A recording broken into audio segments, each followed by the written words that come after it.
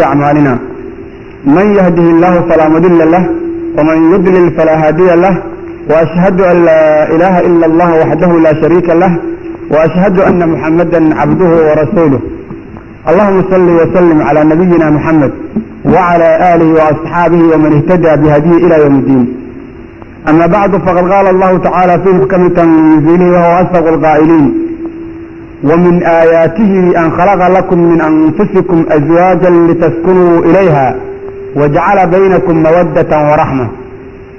الله سبحانه وتعالى وربك حياتنا النجليون خلقه وحو نوعدي وحكسا وأدونك يا آخرها مصلحة نوغو جرته وحو نوغدي وحو ودبك نوغو جره. رب العزة سبحانه وتعالى وحو آدي نوبري wanaaga iyo sharafta ku jirtana oo nooga hadlay usrada iyo aqalka islaamka ah. usrada sida aad la socotaan diinta islaamka meel weyn ayay ka joogtaa. haddii lagu cayaarana usradu waxa weeyaan waxay noqonaysaa wax baabaa oo dhib badan. haddii la wanaajiyana wax walba way wanaagsanaanayaan. sharafta ay leedahay usradu iyo qiimaha ku jira waxaa laga garan karaa intaan wax kale laga bilaabin. الله سبحانه وتعالى وحو كتاب كيسا كليه ربي علاموينك وحدانيدي ستتصينيا إيا آياتك اللقو قرانيا وحا كمد إنو إذين سميهي هوان أو أذينك جيركينك سميهي هوان كاس أوتكو حسيسان وآتكو دكتان وآتكو راحيستان وآدب والبكو اللولان. وهو ربي شاكي سبحانه وتعالى رجع إيا دمرك دحدو إنو يالي مودة إيا الرحمة weliba labada isqabta jacayl iyo naxariis gaara inuu isu geliyey oo aan makhluuqa intooda kale isku qabin. waxay ka mid tahay arrimaha yaabka badan oo usradu iska leedahay. kolka waxaan wax ka daraasaynaynaa xuquuqda ay isku leeyihiin sawjka iyo sawjada isqaba iyadoo in badan ay kala cabanayaan labadaa qolo. aadna moodid in lagu yidhi iswanaajiya markaad isdoonaysaan laakiin aqalka markaad isugu tagtaan afxumo iyo wax kala maqlin la-aan isku amaalmariya. ma garanayo oo marka laysdoonayo aad baa laysu jecel yahay. aqalada marka laysla tagana 7 beri intaan la joogin buuq baa taagan meel uu ka socdo aadan garan karin. qof walbaana uu gar isla leeyahay. qofka waxaana hagaajinaya oo madaxiisa lagu jooga oo keligii yahay, qofka kalena uu yahay qofka wax burburinaya. kuwii 10 isu dhalay iyo kuwa aan weli waxba isu dhalin isku sibay col isugu yihiin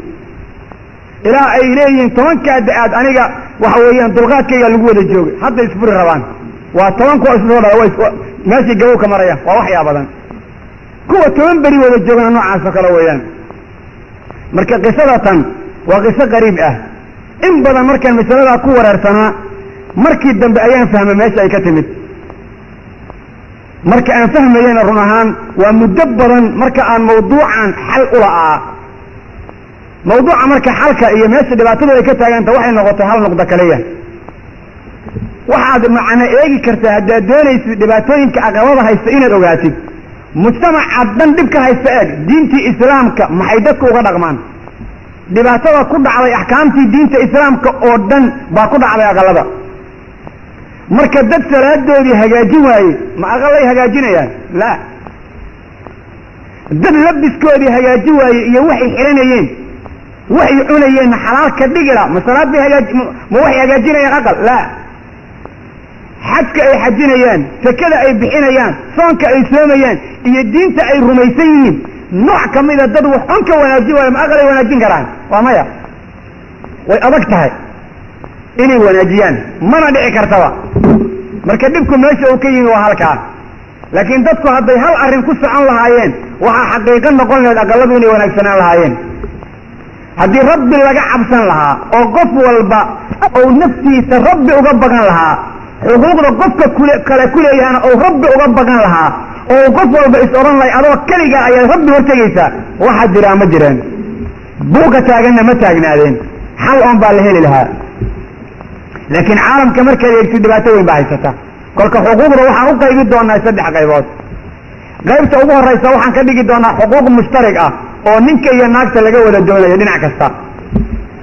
midna waxaan ka dhigi doonaa oon ka warrami doonaa haddii Allah qadaro subxaanahu wa ta'ala xuquuq laga rabo ninka oo inanta iska leedahay. waxaan ugu dambaysii doonaa midda haweenta laga doonayo oo ninku ayada ku leeyahay. haddaba xagga ugu horeeyo labada qofood laga doonayo waxa weeyaan waa in ay noqdaan laba qofood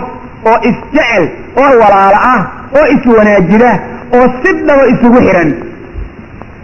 sababtaas waa maxay? wax walba waa inay ka wada hadlaan oy ka tashan karaan. wax walba dad ka midaysan waa inay yihiin oo wanaaga, xumaantana iska celiya. waayo intaysan isguursan walaalay ahaayeen, diintaa walaalaysay. walaalnimadii islaamka oo awal isku xariiriyo walaala ku noqda lagu yidhi waxaa ku sii korortay mid aad u cajiib badan oo isku xiraan guur ah oo jirkoodii laysu soo dhoweeyey. waayo allah wuxuu qur-aanka ku yidhi inama almu'minuuna ikhwa faaslixuu bayna akhawaykum. mu'miniintu waa walaalo, islaaxa dhexdiinna ahaaday ku dadaala. ayagoo awal halkaa ku jiray oo maslaxada walaalnimada iswaaninta wax isisiinta ay ka dhaxayday baa haddana guurkii dhex maray. waa inay sii laban laabaan noocaa weeye oo ay noqdaan dad isjecel isu naxariista. waayo rasuulka sala allahu alayh wasalam wuxuu xadiis saxiixa ku yidhi irxamuu man fi lardi yarxamukum man fi samaa. waa inay ayagu isu naxariistaan si alla ugu naxariisto. dad iswanaajiya oo wanaagga ku dadaala waa inay noqdaan. waa qadiyadda hore laga doonayo. si fiican dad isugu xihan ma ahan dad kala shakisa inay noqdaan labadan qofood, laakiin waa inay dad aad isugu xihan noqdaan. arrinta labaad waxa weeye waa inay is-aaminaan. qof walba waa inuu qofka kala aamino. hadday in yar oo shakiya kala qabaan ma wada noolaan karaan. in yar oo shaki ah maanta ou qof kamida soo galo ee qofkood qofka kale ou tuumo, aqalkaas burbur iyo dhibaata ku soo food yeelatay. ilmahaana aabala-aan iyo hooyola-aan baa soo gaabishay. maanta odaga iyo hooyada kala shakiyaan oo uu ninku ka shakiyo naagtaanu dad kaley hoos wax uga wadaa, ayaduna ay ka shakido balaayo hoos ka wadaa kano, waa dhammaatay. waayo allah subxaana wa tacaala laba qofood iyo saddex iyo wixii ka badanba allah micigooda ah. dadka shirkadaana alla ayaa micigooda ah. wax shirka noqdana waxa ugu cajiib badan nin iyo naag isqaba. shirkadooda hadday wanaajiyaan aqalkoodu bayaxaaw iyo barakow yeelanaya. hadday khaa'iniin noqdaanna ilaahay dhexdooda ka baxaya subxaana wa tacaala. markaasaa burbur iyo dhibaato halka alla ka bilaabaya.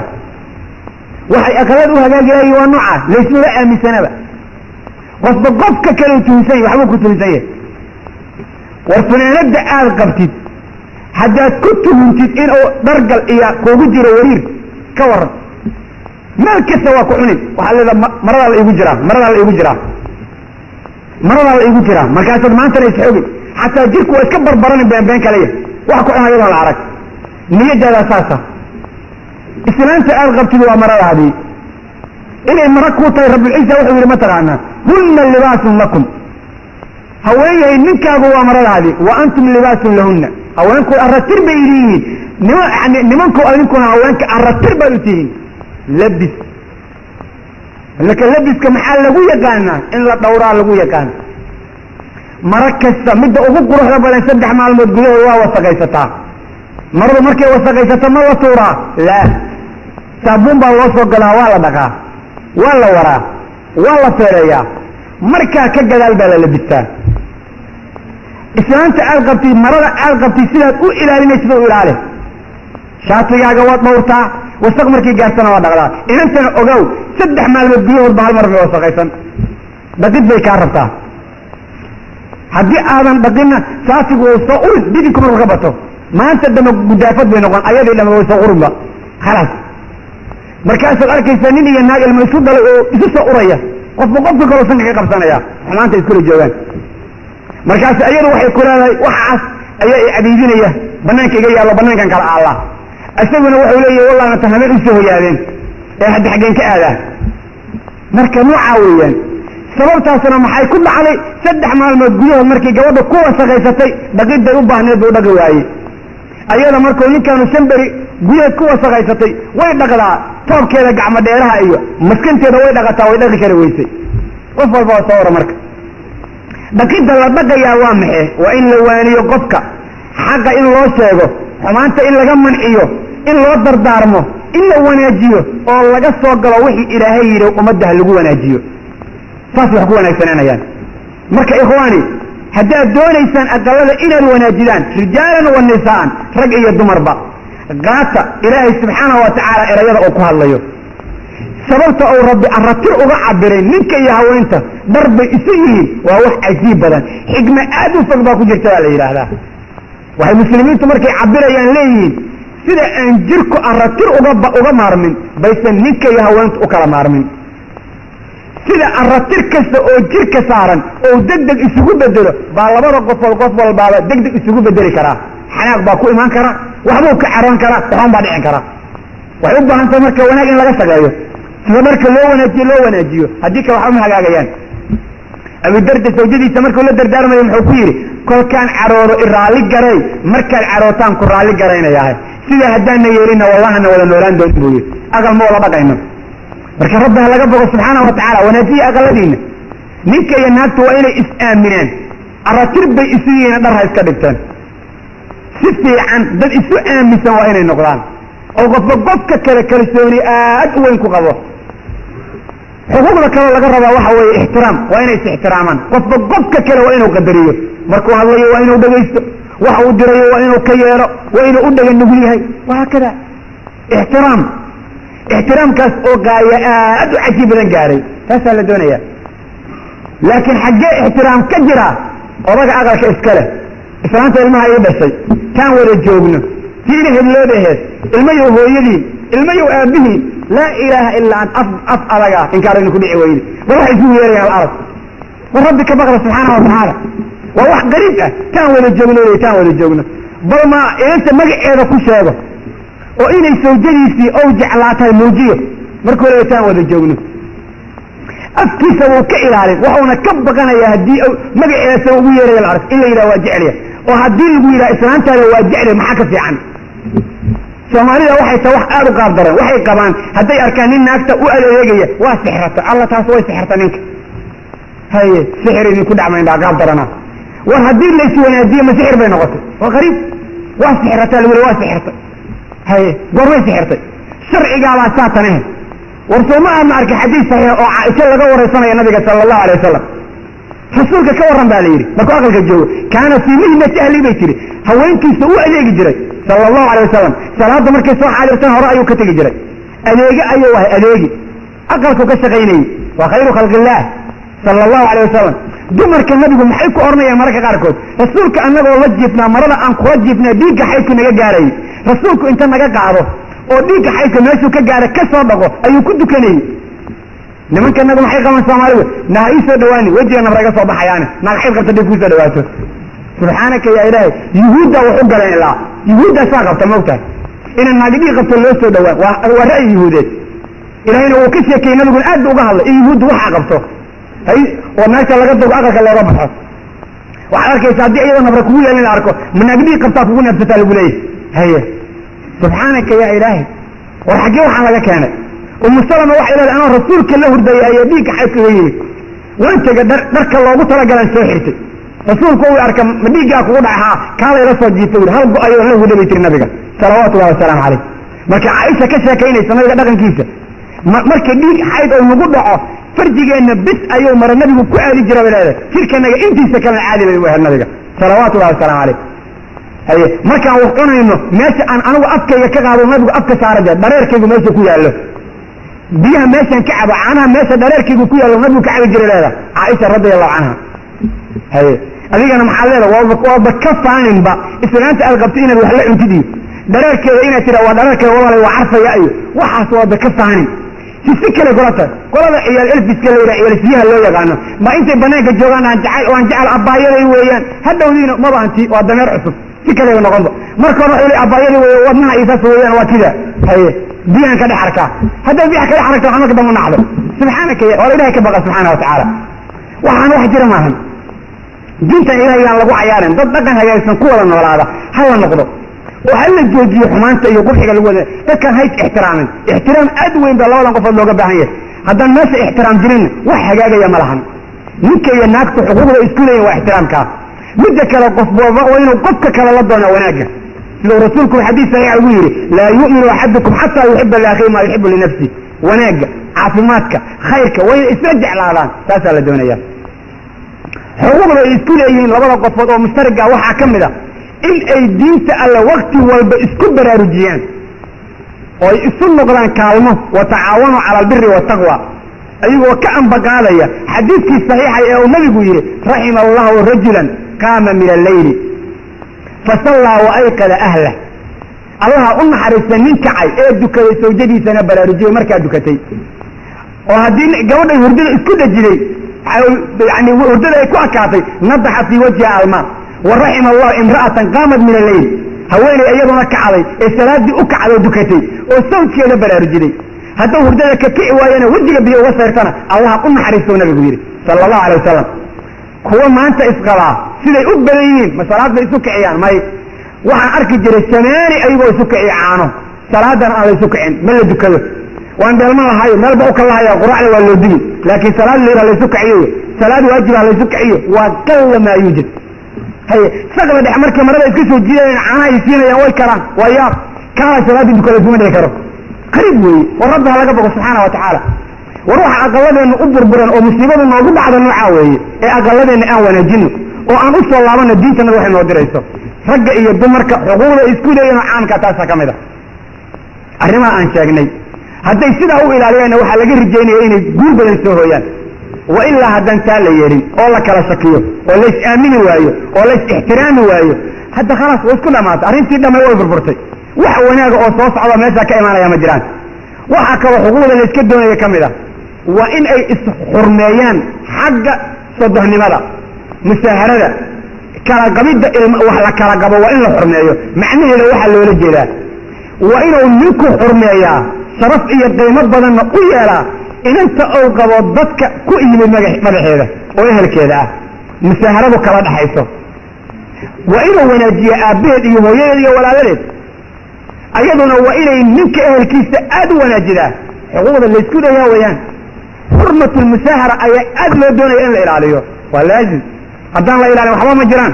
wax wanaagoo la gaalayaa ma jiraan meeshaas waa in la ilaaliyo xurmatul musaahara waxaad arkaysaa ninku u ornaya maxaa naga gala habartii waa leedo gabadha dhashay haye islaanta gabadha oo dhashay hooyada oo kale noqotay ixtiraam bay kugu leedahay qadarin bay kugu leedahay inta waxaa laga doonaya ninka aabii marka u yimaado inay qadariso sida ay ninkeeda u wanaajinayso si ka badan oo kale camal maxaa yeele waa aabaheed oo kale ixtiraam iyo taqdiir iyo soo dhaweyn buu iska leeyahay waxaad arkaysaa waxyaa badan islaan lagu leeyahay ninka hooyada iyo aabihi ma arki karto iyo nin lagu leeyahay naagta hooyada iyo aabaheed ma arki karo walaalkeed ma arki karo ma maqli karo waa cajiib markaasaa la doonay in wanaag la gaaro nolol baa ka jirta lagu leeyahay meesha waxaas diin maaha yaa akhay ee rabbi laga boqo subxaana wa tacaala waxaa ka dhexeeya labadaa qofood in ay isdhaxlaan waa xuquuq caama oo labadooda dhinac walba qof walba ka imaan karta sida ilaahay baa qur-aanka ku sheegay hadday haweentu dhimato ninku waa dhaxlaya hadduu isagu dhintana ayada way dhaxlaysaa waa xuquuq la isku leeyahay marka bal dad is-ixtiraamo isqadariya ha la noqdo allah subxaana wa tacaala kolka markuu ka sheekaynaya arrintaas muxuu yidhi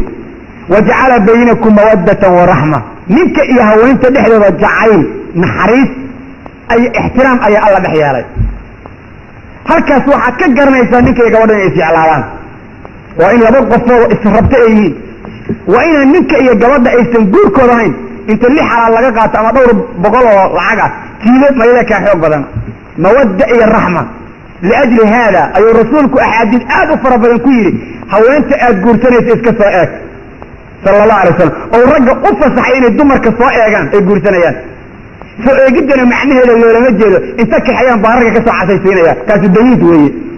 waan kaxinayaa sambusa xagga inta siin afka u gelaana afkan gashanaya waa ila soo casaynaya saaxiibbaana waa isguursan rabnaa ka guur lama yidhaha naga dhaaf ay kuwii sambuska isla cuni jira waa kuwa isku kacay hadda waxay yihiin aan la arkayn rabbi ha laga boqo subxaana wa tacaala labada qofood waa kala ajnabi laakiin waxaa la doonaya ninku inuu gabadha arko soo ugu qanco ama calala kale oo dad u dirsado loo soo sifeeyo mana aha ninku hadduu gabadha yidhahdo waan arkayaa wax la ii sifaysay u taallo mushkilad ma lahan laakiin waxaa lagaa doonayaa saldhigga aad gabadha ku doonayso inuu diin noqdo ma ahan inaad tidhaahdo anaa dhar u gashanay rag waxaad arkaysaa kugu ornay war gabar qurxo noo soo raadi anaa dhar u gashan dooneen haye ma dhargelin bay kaa yeeli doontaa mid hore u qaado diidaba say kaaga qaata aad buu adag tahay allahuma haddaad isku fiicnaa jirtoonoo diin la-aan isku guursateenood waaga dambe wax fahantay inaad wax wada fahantaan waa dhacdaa laakiin wadaad baan ahaa dharka waan kaa yeeli doonaa taad ku guursato ha kaa yeesho khalaas waxaad ku guursatay adaa taqaanidba naag caddaysina markaa tirmaharan ku xihanaya oo sidii malayga u suruxan oo rabbiga ka xishooda subxaana wa tacaala qadiyadaasoo qadiyad jirta ma ahan marka dadku rabbigood ha ka badan diinta tanna sayta aan u ilaalino labadan qofood mawadda iyo raxma ha ka dhaxayso marka mawaddada muxuu ilaahay u soo hormariyey xikmad weyn buu ilaahay ka leeyahay halkaas waa cajiib xikmada ilaahay ninka iyo gabadhu daa'iman waxaa laga yaabaa inay isjecelayiin mararka hore laakiin raxmada waxaa loo dabamariyey waxaad ogaanaysaa marka xanuun yimaado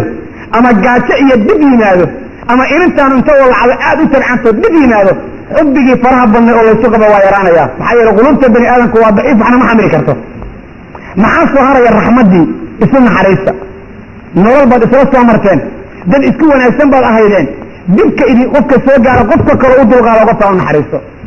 raxma ha jirto taasaa la doonayaa waxa weyn oo meesha ku jira nuucaa weeye haddaan taa leelin waxba ma hagaagayaan ma aha inay arrinta marka hore say ku bilaabatay ay weligeed noqon doonto marka ugu dambayda waxaa lagu wada joogayaa in qofba qofka kale isku dayo inuu yani u dulqaato laakiin maanta hore sidii laysugu fiicnaa maalmaha la dhalinyar yahay oo laysoo cayaarayo wax waa isbedelayaan haye qalbiga bani aadamku si kaloo noqon ninkan waxaa laga yaabaa inuu inan kale inta arka indhihiisa ku dhacdo oo is yidhi alla tan baaba waa sidee haye rijaashana waxaa la yidhahda aad bay u damac badan yihiin oo ay dee khatar ugu yihiin dhinacaas marka ka fiirsada inantii aad la soo noolaan jirto isku fiicnaydeen oo waagii dhaqaala la-aanta lasoo wada noolaa oo waagii dhibaatada lasoo wada joogay markaad xoogaa noolaatid inta yani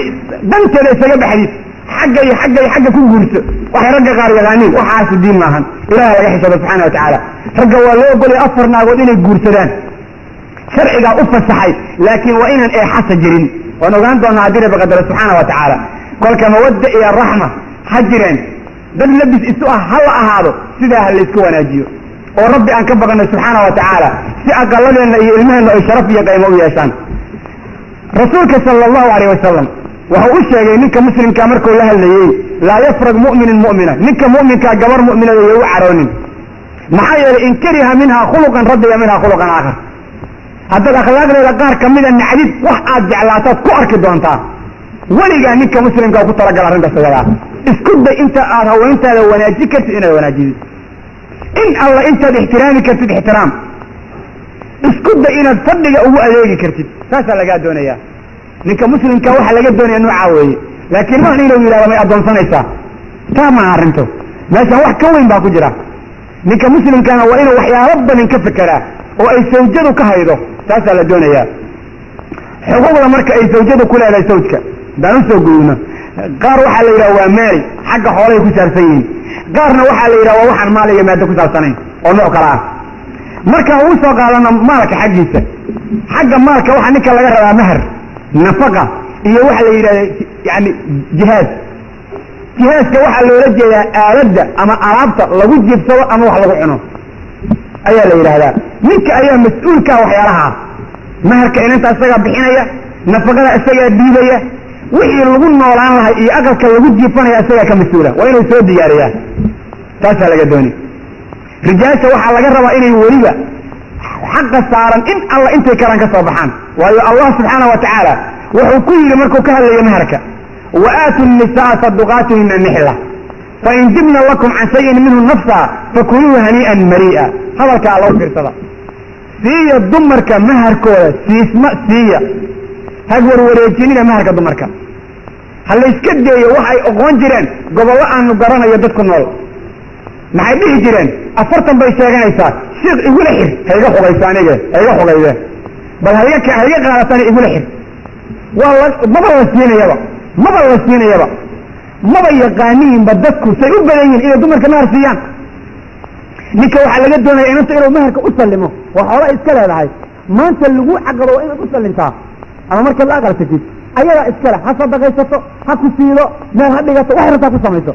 nimankan maharka dumarka ka haysta ayagoo 10 daaday u dhalan khaa'iniin weeye daalimiina arrintaas ayadaa dulmi weyn bay ku jiraan maxaa yeele way khayaaneen xoolahoodii bay ka haystaan daynta inta lagugu leeya maxay tahay war siiya dumarka maharkooda saasaa la doonayaa ninku waa inuu iska sallimaado waxa ay ku leedahay haweento taasaa la doonaya allah marka muxuu yidhi hadday idiin diidiyaan naftooda oo ku raalli ah hadday wax maharka kamida idin siiyaan cuna isagoo mid fiican oo naftiina ku faraxsantahay ah ininta iyadoo raallikaagaa ayay ku siiday maharkeedii ayadaa ku siiday ma aadan canaadin waxa marka dibna lakum lagu leeyahay meesha ku jira ha ka xishoodsiin haddaad tidhahdo hadda adigoo dhan oo wax naga dhexeen waxaasoo qaadanaysaa mase maanta wax iga doonaysaa haddaad ka xishootida daalim baa tahay akhay maxaa yeele qofkan miskiin weeyaan ka dhaaf waxaas waa inaad ku tirtirsiida ood qaadatiida ood siida oo inaad niyad wanaag ku siida aad tustaa midda kale dumarka soomaalida waxay yaqaanin marka maharka la siinaya mar la furayo inay tahay inaysa arrintu saa ahayn waa inaad tustaa subxaanaka ya ilaahay oo aad wanaag iyo maxabo iyo walaalnimo u siinayso iyo xaq ay kugu leedahay inuu yahay taasaa lagaa doonaya laakiin haddaad ka xishootida fa in dibna lakum bu alla yidhi taas arrinka alle aad u fiiri cuna asagoo maharkii mid fiican idin ah oo iyadoo idin siiday saasuu rabbi leeyahay subxaana wa tacaala maharkana sharcigu ma xadidin xuduud looma samaynin laakiin axaadiis saxiixa ayaa ku soo aroortay dumarka midda ugu khayrka badan inay tahay midda ugu doonid sahlan uguna sahlan xagga maharka iyo yani waxyaabaha ku baxaya xadiidka isaga saxiixuljaamic buu ku sugan yahay macnaha tusinaya yani inay ugu fiican tahay adila cadaysay laakiin lama xadidin waayo rabbi qur-aanka ku yidhi wain aradtum istibdaala zawjin makaana zawjin waaataytum ixdaahuna qindaara falaa ta'khuduu minhu shay'a haddaad haween inaad haween kale ku bedelatid doonaysaan aad saas rabtaan oo aad xoolo hore u siiday xoolo badan waxba ha ka qaadanina maxaa yeele dulmi weeye looma baana waxyaalaha qaarkood ikhwaani ha lays ilaaliyo dumarka maharkooda u ogolaada oo weliba ninka muslimka waa inuu horay ugu sallimaa taasaa laga doonayaa rijaashu waa qawaamiin waxaana laga doonaya inay bixiyaan xoolaha dumarku ku leeyihiin qofka bixi waaye maharka dhegaysta cuquubada ku soo aroortay iyo wuxuu nabigu yidhi sala allahu alayh wasalam wuxuu rasuulku yidhi ina acdama dunuubi cinda allahi rajulun tasawaja imra'a falamaa qadaa xaajatahu minhaa dallaqahaa wadahaba bimahriha alla agtiisa makhluuqa kuwa ugu dembiga weyn waxa weeye acdama dunuubi cinda allah waa rajul gabar guursaday tasawaja imra'a waa sawjaystay xaajadiisa markuu ka guto ku raaxaystay waa markuu demin ku raaxaysto naaskeedu dabco si ay noqotay dhinacyada si ka noqotay soo ugu duljiifay dallaqaha waa furay maharkeediina waa kala tago nabigu yidhi sala allahu alay wasalam wadahaba bimahriha war ma nimanka aan garanayna soomaalida miyaa mahar bixisa caamo iyo culmo waa lagu xorsamaa maharka odayaasha maharka guddoomiyo oday shaqo kuma lahan maharka waa xaqa inantu leeda qabiil baan shaqo ku lahayn oo oday baan shaqo ku lahayn oo shiikh baan shaqo ku lahayn maanday naga yaray maharka waa la odhan karaa iyo walaalay ayagaa iskale nacam laakiin ma dhicin karto in lagu xeersamo yaa ku yidhi maharaa xeer gala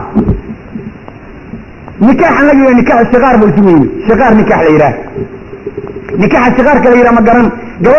gabadhayda guurso taadaa ma ii guuri mid walba mideeda kale farjigeeda uma ahra rasuulku waxau sheegay nikaaxaas inuu baadili aan waxna ka jirin maxaa yeelay midaan nin walba ninka kale waa laba oday waa dhaceen markii odagu dhaxo wuxuu rabaa inuu gabar yar helo soo xoogaa jirkiisa usoo laabto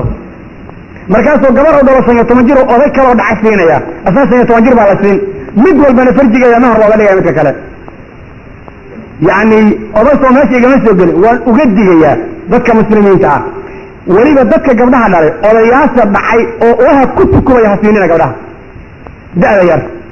maba la noolaan karaan waana khayaannimo waana mujrinimo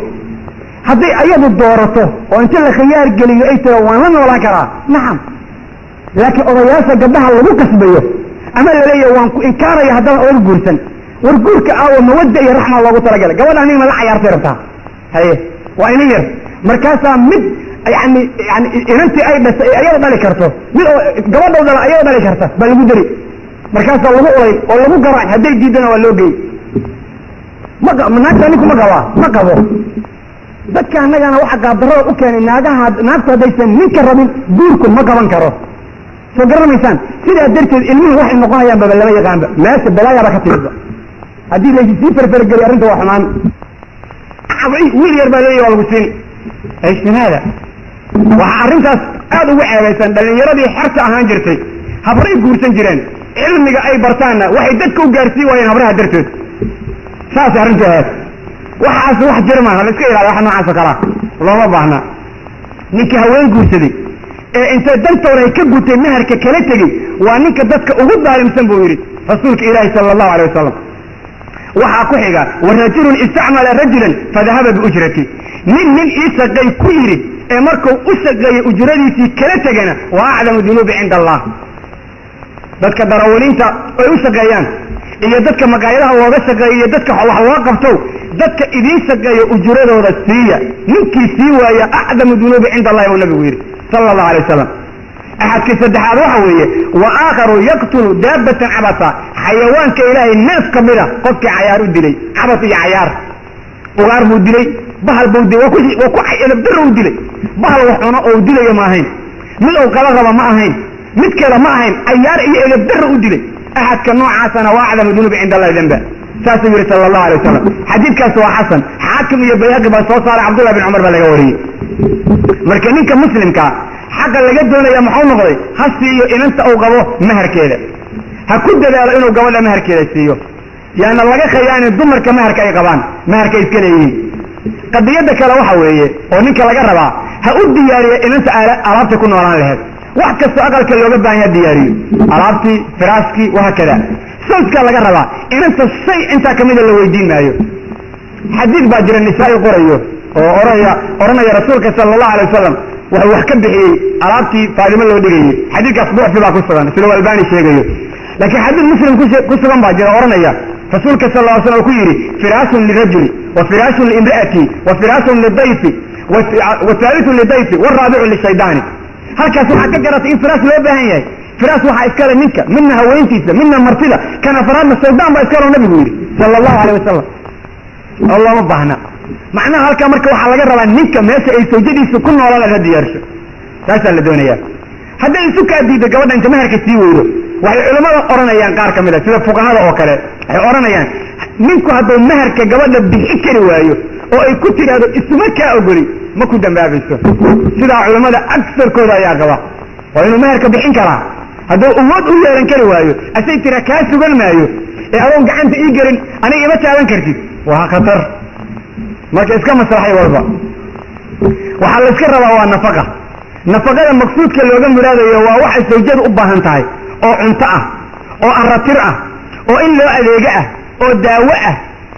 xataa hadday qaniyo tahay oo ay taajirada dadka ugu xoolo badan tahay ninkaa laga rabaa hadday iyadu ka cafiloy tira waxba kaama rabo gaar weye walow kaanat qaniya xooluhu ninka dusha ka saaran yihin nafaqada isagaa laga doonayaa waa waajib bay ku tahay kitaabka qur'aanka iyo sunnada iyo ijmaaca muslimiintaasay caddaynayaan rabulciisa subxaana wa tacala muxuu yidhi waxau odhanaya wa cala almawluudi lahu risquhunna nimanka loo dhalay dushooda waxa ahaaday dumarka aratirkooda risqigooda wa cala almawluudi lahu risquhunna wa kiswatuhunna bilmacruuf macruuf weliba aratirka iyo cuntada waxu kari karayo maxaa marka loola jeedaa liyunfiq duu sacatin min sacati waman qudira calayhi risqu falyunfiq mima aataahu allah ninka ilaahay xoolo badan siiya waxuu heli kara gabadha ha ku nafaqeeyo wasci hadda ha fududeeyo laakiin yoan cidhiiri ninkii ilaahay ku cidhiiriyo xoolahana waxuu heli kara waxa ka bixiyo waxuusan ninku heli karin laguma qasbi karo culammadu waxay isku hayaan ninku hadduu gabadha nafaqadeeda keli waayo isagoo dadaalaya ma laga fasaqaya mase laga fasaqa maayo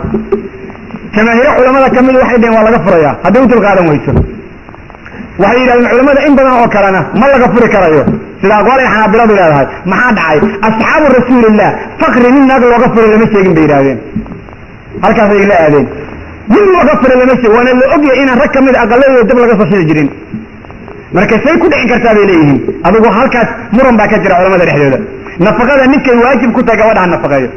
xadiid muslim ku sugan nabigu wuxuu ku yidhi sala allahu alay slam walahunna calaykum risquhunna wa kiswatuhunna bilmacruuf dumarku waxay dushiina ku leeyihiin risqigooda aratirkooda risqi marka lagu leeyahay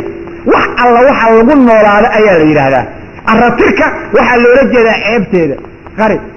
dharka la xiri lahayna waa loola jeedaa inanta ceebteeda banaanka ku sheegi looma baahna rasuulka adilo saxiixa ayaa ku sugan ninka sawjadiisa u taga ee jamaac ugu tegey ee meelaha uga sheekeeya dameer suuqa ku boodoo la mid yahay haye rag waxa waaweyn baad arkaysaa oo kugu odhanaya saasaan yeelnaa oo ka sheekaynaya marka dumarkii raggu isu tagan waxa la sameeyo waxaa jirta mar la isu tegayo keetiyeelo la sameeyo magacbay ku sheegaya hadda magacyo aanay sheegi karin baa jira odayaasha qaarkood ma xishoodaan markay saxda iyo turka cayaarayaan islaanteeda markaa u tegaya saasay tiri iyo saasay igula hadashay laa ilaaha ilaa anta ya rabbi war isu xishooda waxaa rasuulku uu ka deeriyey sala allahu alay wasalam waana dadka kuwa u akhlaaq baxoona dadka noocaasa ninka sawjadiisa inuu ka sheekeeyo maaha waxyaalaha noocaas oo kalea waa inuu qariyaa aratirkeeday ka mid tahay astur gabadhaada taasaa la doonaya sawjadaada waa aratirkaaga waa inaad asturtaa wax badanna waa inaad ugu dulqaadataa maxaa yeelay waxay kaa haysaa dab badan dhowr dab bay islaantu kaa haydaa shahwadaadu dab weeye ayadaa haysa ilmahaagu dab weeye ayadaa haysa aqalka ka shaqayntiisa iyo waxqabashadiisu waa dab ayadaa haysa intaas ayadoo kaa hayda hadalkeeda u dulqaada kari lahda in yar midda kale garta dumarka shiddo weyn baa ku furan oo ilaahay ugu talagalay sidaa darteed baa wasiirnimada maamulka dawladda jihaadka iyo shaqooyin badan ilaahay ka reebay waayo qof caloosheeda ilma lagu samaynayo khatar weeye 24 shay ilma ku ooyayaan dib badan weeye dhiigga xaydka isbedelka ku dhacaya dibka oo leeyahay waa dib qariib ah ilaahay culimada islaamku yiraahdaan maskaxdeedu aad caadi uma ahan markii dhiigga xaydka qabto gabadho haye waxaa jirta hadal ay ogtahay inuu qaldan yahay oo isan iska reebi karin ay kugu dhahayso ama si caraaya kula hadlaysa xanaaga waxaad isleedahay war maanta qofka maxaa ku dhan maxaad ka bixday waxba ilaa kama aadan bidin ayadaa mashi kale ku shidan yahay markaas aadna mid kale ugu sii daraysaa markii la wada caytamo laysku eriyey maxaa ka yimid nin iyo naagas qabaa col iyo nabad midna ma ahanaad maqlaysaa haddaadna col iyo nabad midna ahayn maxaad isu dhinac jiifataan haye war allah laga boqo subxaana wa tacaala waxyaalahaasoo kale looma baahnaa rasuulka sala allahu alay wasalam wuxuu yidhi xaqu lmar'ati cala zawji haweentu xaqa ninka ay ku leedaha waxa weeye an yudcimahaa idaa dacima wayagsuhaa ida iktasiya waa inuu quudiya markuu wax cunayo macnaha waa inaysa ayaduna gaajaysnayn isna uusan dhergin arratir waa inuu u labisaa markuu labisanayo waxaa laga wadaa waa inuusan 10 shaati isku bedelin ayadana baati la galay 78 bay haysataa haye wax kale ma qabto isagana maalin walba suud buuxisaa rag badan waa la yaabin niman badan baan jiro naagooda dhar u gali karin xooluhuna ka bateen waxay ula jeedaan kaala adigu garo ma awoodaan inay u galaan ama ay dhahaan hoo wax ku soo gado waa rag dhan alla waana ma magacaabin qaar baan garan bee waraysuxushooda oo rabbi laga baqo subxaana wa tacaala haweenkiina arratin u gada oo ku filaada dumarkiina waxaad heli karin waa maba aad heli kartid laakiin wanaajiya dumarka saasaa loo baahan yahay waxau rasuulku yidhi walaa yatrib ilwajh wejiga yousan ku dhifanin ninku gabadha aada alla hadday dhacdo inuu wax oon ku dhifatigo yousan wejiga ku dhifanin dhamanaanada wejiga looga bilaabaa waxau rasuulku yidhi walaa yuqabix foolkaagaa madow foolyadikaano yacni nimankii ahaa fajiisaha oo ka haray talyaaniga hadalladoodii yo kula hadleen gabadha odayaasha talyaaniga o dhan foolyadikaanay dumarka ku yidhaahdeen dabeecad badana dumarka la nool naag foolyadikaana maalin walba lagu oranayo wafan kuula wafafo subxaanaka war rabbi laga bogo subxaana wa tacaala waxaa dumarka laguma dhihi karo waa haweentaadi waa maxay waxaas hadalba hadalkuu ka macay in lagu yidhahda doonaya walaa yuqabix waxuu rasuulku yidhi walaa yahjur ila fi lbayt haddaad isku xumaataan aqalka meelaan in hawla haajirin macnaa aqalka dhinac ka seexo laakiin hotel ha kiraysanin saasuu nabigu leeyahy sala allahu alay wasalam looma baahna qadiyadda noocaas inay dhacdo xadiidka isaga waa xadiid saxiixa waxaana soo saara dabaraani mucjamulkabiir buu ku qoraya xaakim durugiisa marka la jamciyo waa xadiid saxiixa waxaa lagu diidayaa inaad haweenta aad qabtid dib u geysatid wax oon ha laga fiirsado arrimaha ragga muslimiinta oo rabbigiin ka cabsada waxay dumarkiina wanaagsanaanayaan markaad adinku wanaajidaan wanaajiya dumarkaad qabtaan oo rabbi ha laga bogo subxaana wa tacaala xuquuqda nafaqada marka laga sheekaynayo nafaqada waxay haweentu mudataa guurka laysguursada markuu saxiix yahay oon caqadku baadil ahayn markay haweentu ninka u sallimta nafteeda oo aysan isu diidin in laysku istimtaaca markay suuragal tahay oo istimtaacu suuragal yahay farjiga hadday rabbi ka qabto oo sooxi wax ku yaaliin oo aan waxba haween laga dhiga karin mawduuc waa isbedelaya wax kala imaanaya meesha istimtaac waa inuu suuragalo oo naagtu ehel u tahay lagu istimtaaco markaasay nafaqa yeelanaysa laakiin waxba maaha meesha waxba ma jiraan taas kale waa inaysan ka reebtoonaanin wax kastoo ninka ka doonayo oo sharcigu ogol yahay meel walba oo yidhahda ii raacna waa inay u raacdaa taasaa laga dooni labadooduna waa inay istimtaac ahel u yihiin oo ay wax ka qaban karaan laakiin inaan asagoo waxba qaban karin oo aan islaamba wax ku tegi kara la arag iyo islaamaan ayaduna haweennimo uba samaysnayn oo amaakintii loogu talagalay ay eber yihiin hadda maxay nafaqa ay siiyaan ma isfirfiirsiga cunto la isku siinaya meesha waxba ma waajibaya marka waxaa la doonaya xuquuqda ay ku timaado in la helo xuquuqdaasi waa midii laga doonayay ninka xagga maalka ku saabsaneed xagga maalka kayrkiis waxaa la doonaya ninku inuu gabadha macaamilkeeda wanaajiyo waxuu rabbi qur-aanka ku yidhi wacaashiruuhunna bilmacruufi dumarka wanaag kula mucaamalooda si fiican u dhaqa fain karihtumuuhunna facasaa an takrahu shay'a wayajcal allahu fiihi khayran kasiira u fiirsa hadalka ilaahay haddaad kahataan bu alla yidhi waa haddii xoogaa gabadha dabeecaddeeda ay si kugu tahay xoogaa ama midabkeeda san aad ku cajabgelin ku sabra macnaha ayaa meesha ku jira maxaa yeele waxaa la arkaa wax aad kahateen ilaahay inuu khayr badan idin geliyo awlaad barakaysan oo khayr badan iyo alla kaa siiyo subxaana wa tacaala marka haddii waxoon aad ku kahata gabadha aad ku aragtid sabar baa lagu leeyahay wanaaji facasaa an takrahu shayan wayajcal allahu fii khayran kasiira khayr badan buu alla ku yeelaya inuu idin yeelaada arka subxaana wa tacaala rasuulka sala allahu alayh wasalam markuu mucaamilka ka sheekeynay wuxuu xadiid ku yidhi tirmidi iyo ibn maaja ku sugan oo saxiixa khayrukum liahli wa ana khayrukum liahli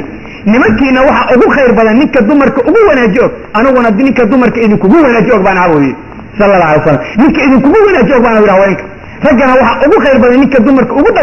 dhaqaaleeya dumarka sidaasuu leeyahay sala allahu alay wasalam wanaajiya ninka idinkugu wanaaji og baa idinkugu khayr badan haddaad nin haweentiisa la tirsanaya aragtid oo la eryaya oo ragga horta ku canaananaya oo ragga hortiisa wax uga sheegaya oo ragga hortiisa isku xanaajinaya kaasu nin maahan waa ardal akhas ah doqon dulli ah weeyaan wax gabar la siiyana ma astaahilo waxaan maqli jiray kaas wax gabar la siiyo ma astaahilo bakti wuxuu leeyahy bakti cunuhu kaas weeyaan marka dadki nimankii soomaalida oo dhan bakti cunayaal bay isugu soo noqdeen naagay la tirsadaan way la guryamaan haddii kale markay hadal ku ficiliyo feer baa lagu bilaabaaba gobollada qaarkood waa la tumaan maanaad adoo bilcaan war igu soo celine waa ku taalaabaa subxaanaka yaa ilaahay war bilcaan maysa kugu soo celin karin rasuulka alle warka ku celin jireen sala allahu alay wasalam waana waxaad sheegaysaa oy la hadli jireen oy yani dhihi jireen yaa rasuula saan maahan bal caaisho oo khayru khalqillah la nool oo firaaskeeda nabiga waxay ugu soo degto rasuulku wuxuu yidhi caaisha markaad ii caraysanta waan aqaanaa maxaad ku taqaanaa wa rabbi ibraahim baa tiraa allah ibraahim rabbigiisaan ku dhaartay marka kale wa rabbi maxamed bay ku dhaarataa markii nabigu caroosana wa rabbi ibraahim bay tiraahdaa haye ka hor marka waxaad doonaysaa inaan lagulama hadlinba say ku dhicin kartaa waa rabbigin ka cabsada subxaana wa tacaala kan oo wanaajiya wax fiican oo waxaa waajib ku ah ninka inuu sawjadiisa dhowro oo ka caroodo ama uu ka masayro xumaanta dhowridda laguu sheegaya waa miduu allah yidhi quu anfusakum wa ahliikum naara dadkiina iyo ehelkiina naar ka badbaadiya haweenta aad qabtid diinteeda waa inaad dhowrtaa cirdigeeda iyo sharafteeda waa inaad dhowrataa xumaan oo dhan waa inaad ka ilaalisaa taasaa lagaa doonaya si kasta u ilaali waa inaad u ilaalisaa sida dhalada loo ilaaliya si ka daran sawjadaada taasaa lagaa doonaya aad baa lagaaga doonaya inaad naarna ka badbaadisid dhib oo dhan inaad ka badbaadisid isku day in alla intaa daaqayo wado leedahay laakiin saa doonta inaad yeeshid waxaa doonta aad ku samaysid xaggaad ka keentay waxyaalaha yaabka badan waxaa ka mid a inaan aad loo kala aqoonin fi bacdi alawqaat dadkii diinta laha iyo dadkaan diinta lahayn dumarkooda ninka muslimka oo diinta leh waa in laga yaqaanaa naxariistiisa iyo sida uu reerkiisa u adeega ragga kale taasaa laga doonaya laakiin macnaha in lagugu yeelo naagta waa dambiisha qaada suuqa ka soo adeeg taasaa lagaa doonaya dharkeeda dhaq waa inaad yeeri kartaa nooca waxa inaad samayn kartidaa lagaa rabaa haddaadan yeeri kara waxba meesha kuma hayid waxaa la doonayaa cadaala bayna zawjayn haddaad naag kale la qabtid naagtaada cadaala samay cadaala ha u kala eexanin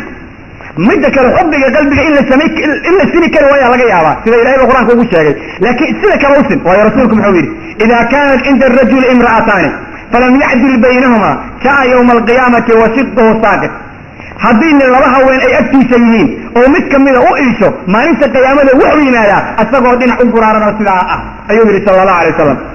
sidaa isagoo u imaanaya raggana waxaad garanaysaa haweenta hore ilmaha dhasha waa la iloobaa mid minyaro la yidhaha la samaystaa tii hore waa mid yani dufugu baxda waa laga tagaa haye ama maahana ragga qaar magaalo kasta mid ay ku guursadaan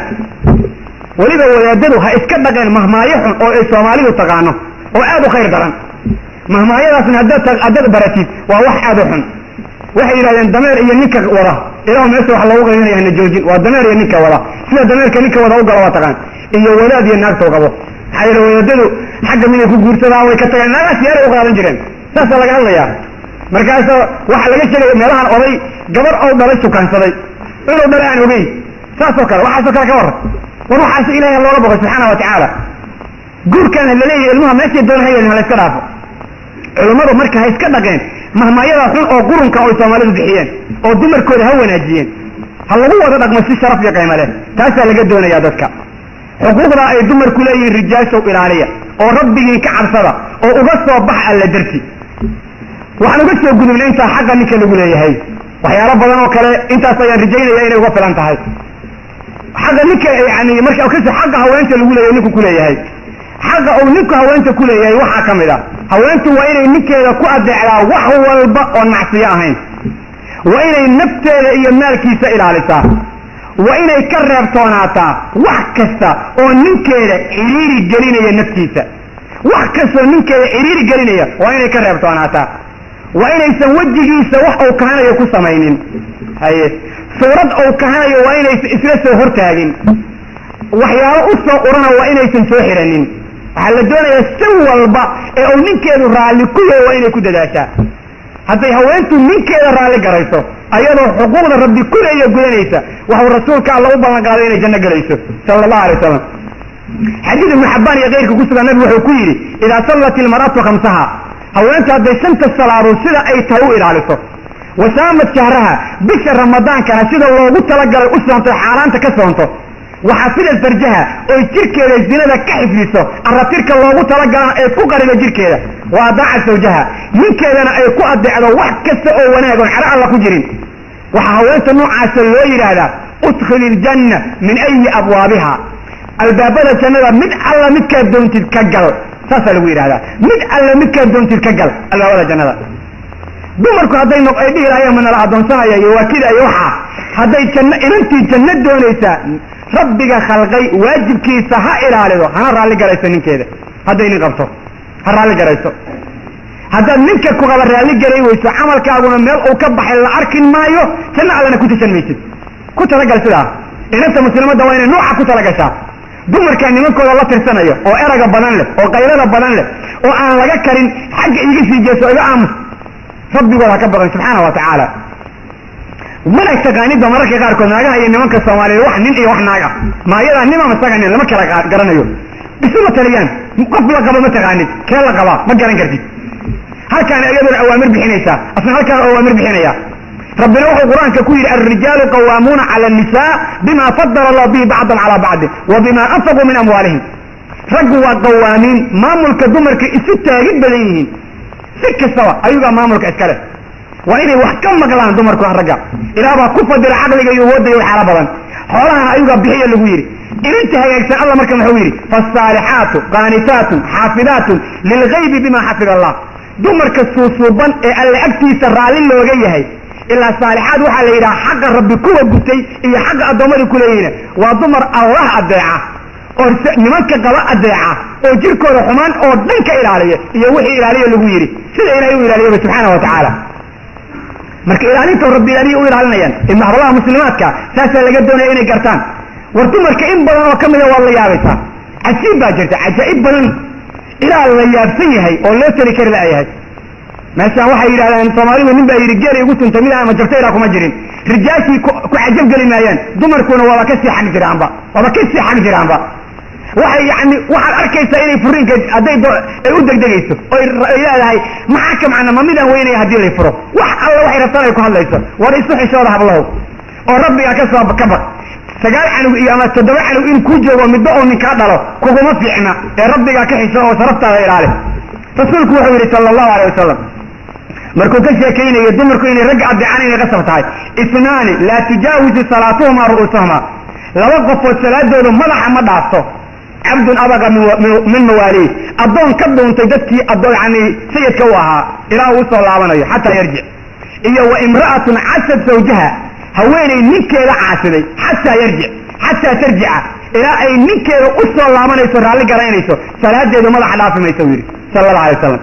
هذه هوينتو نكيل عاسد نوعاوية هذه نك الدين لو قلت الله وحجاب كدينه صلاة الدينه حق الدينه دين تعالى الدينه هذا موضوع قروي لكن أرنت أقلك كل صارصا هدي لابد درود منك كل اللي جري ويسو أقول إن سلام الله أقبلين أقول مصيبة وين إليك وقول على إن أنت مسلم داهي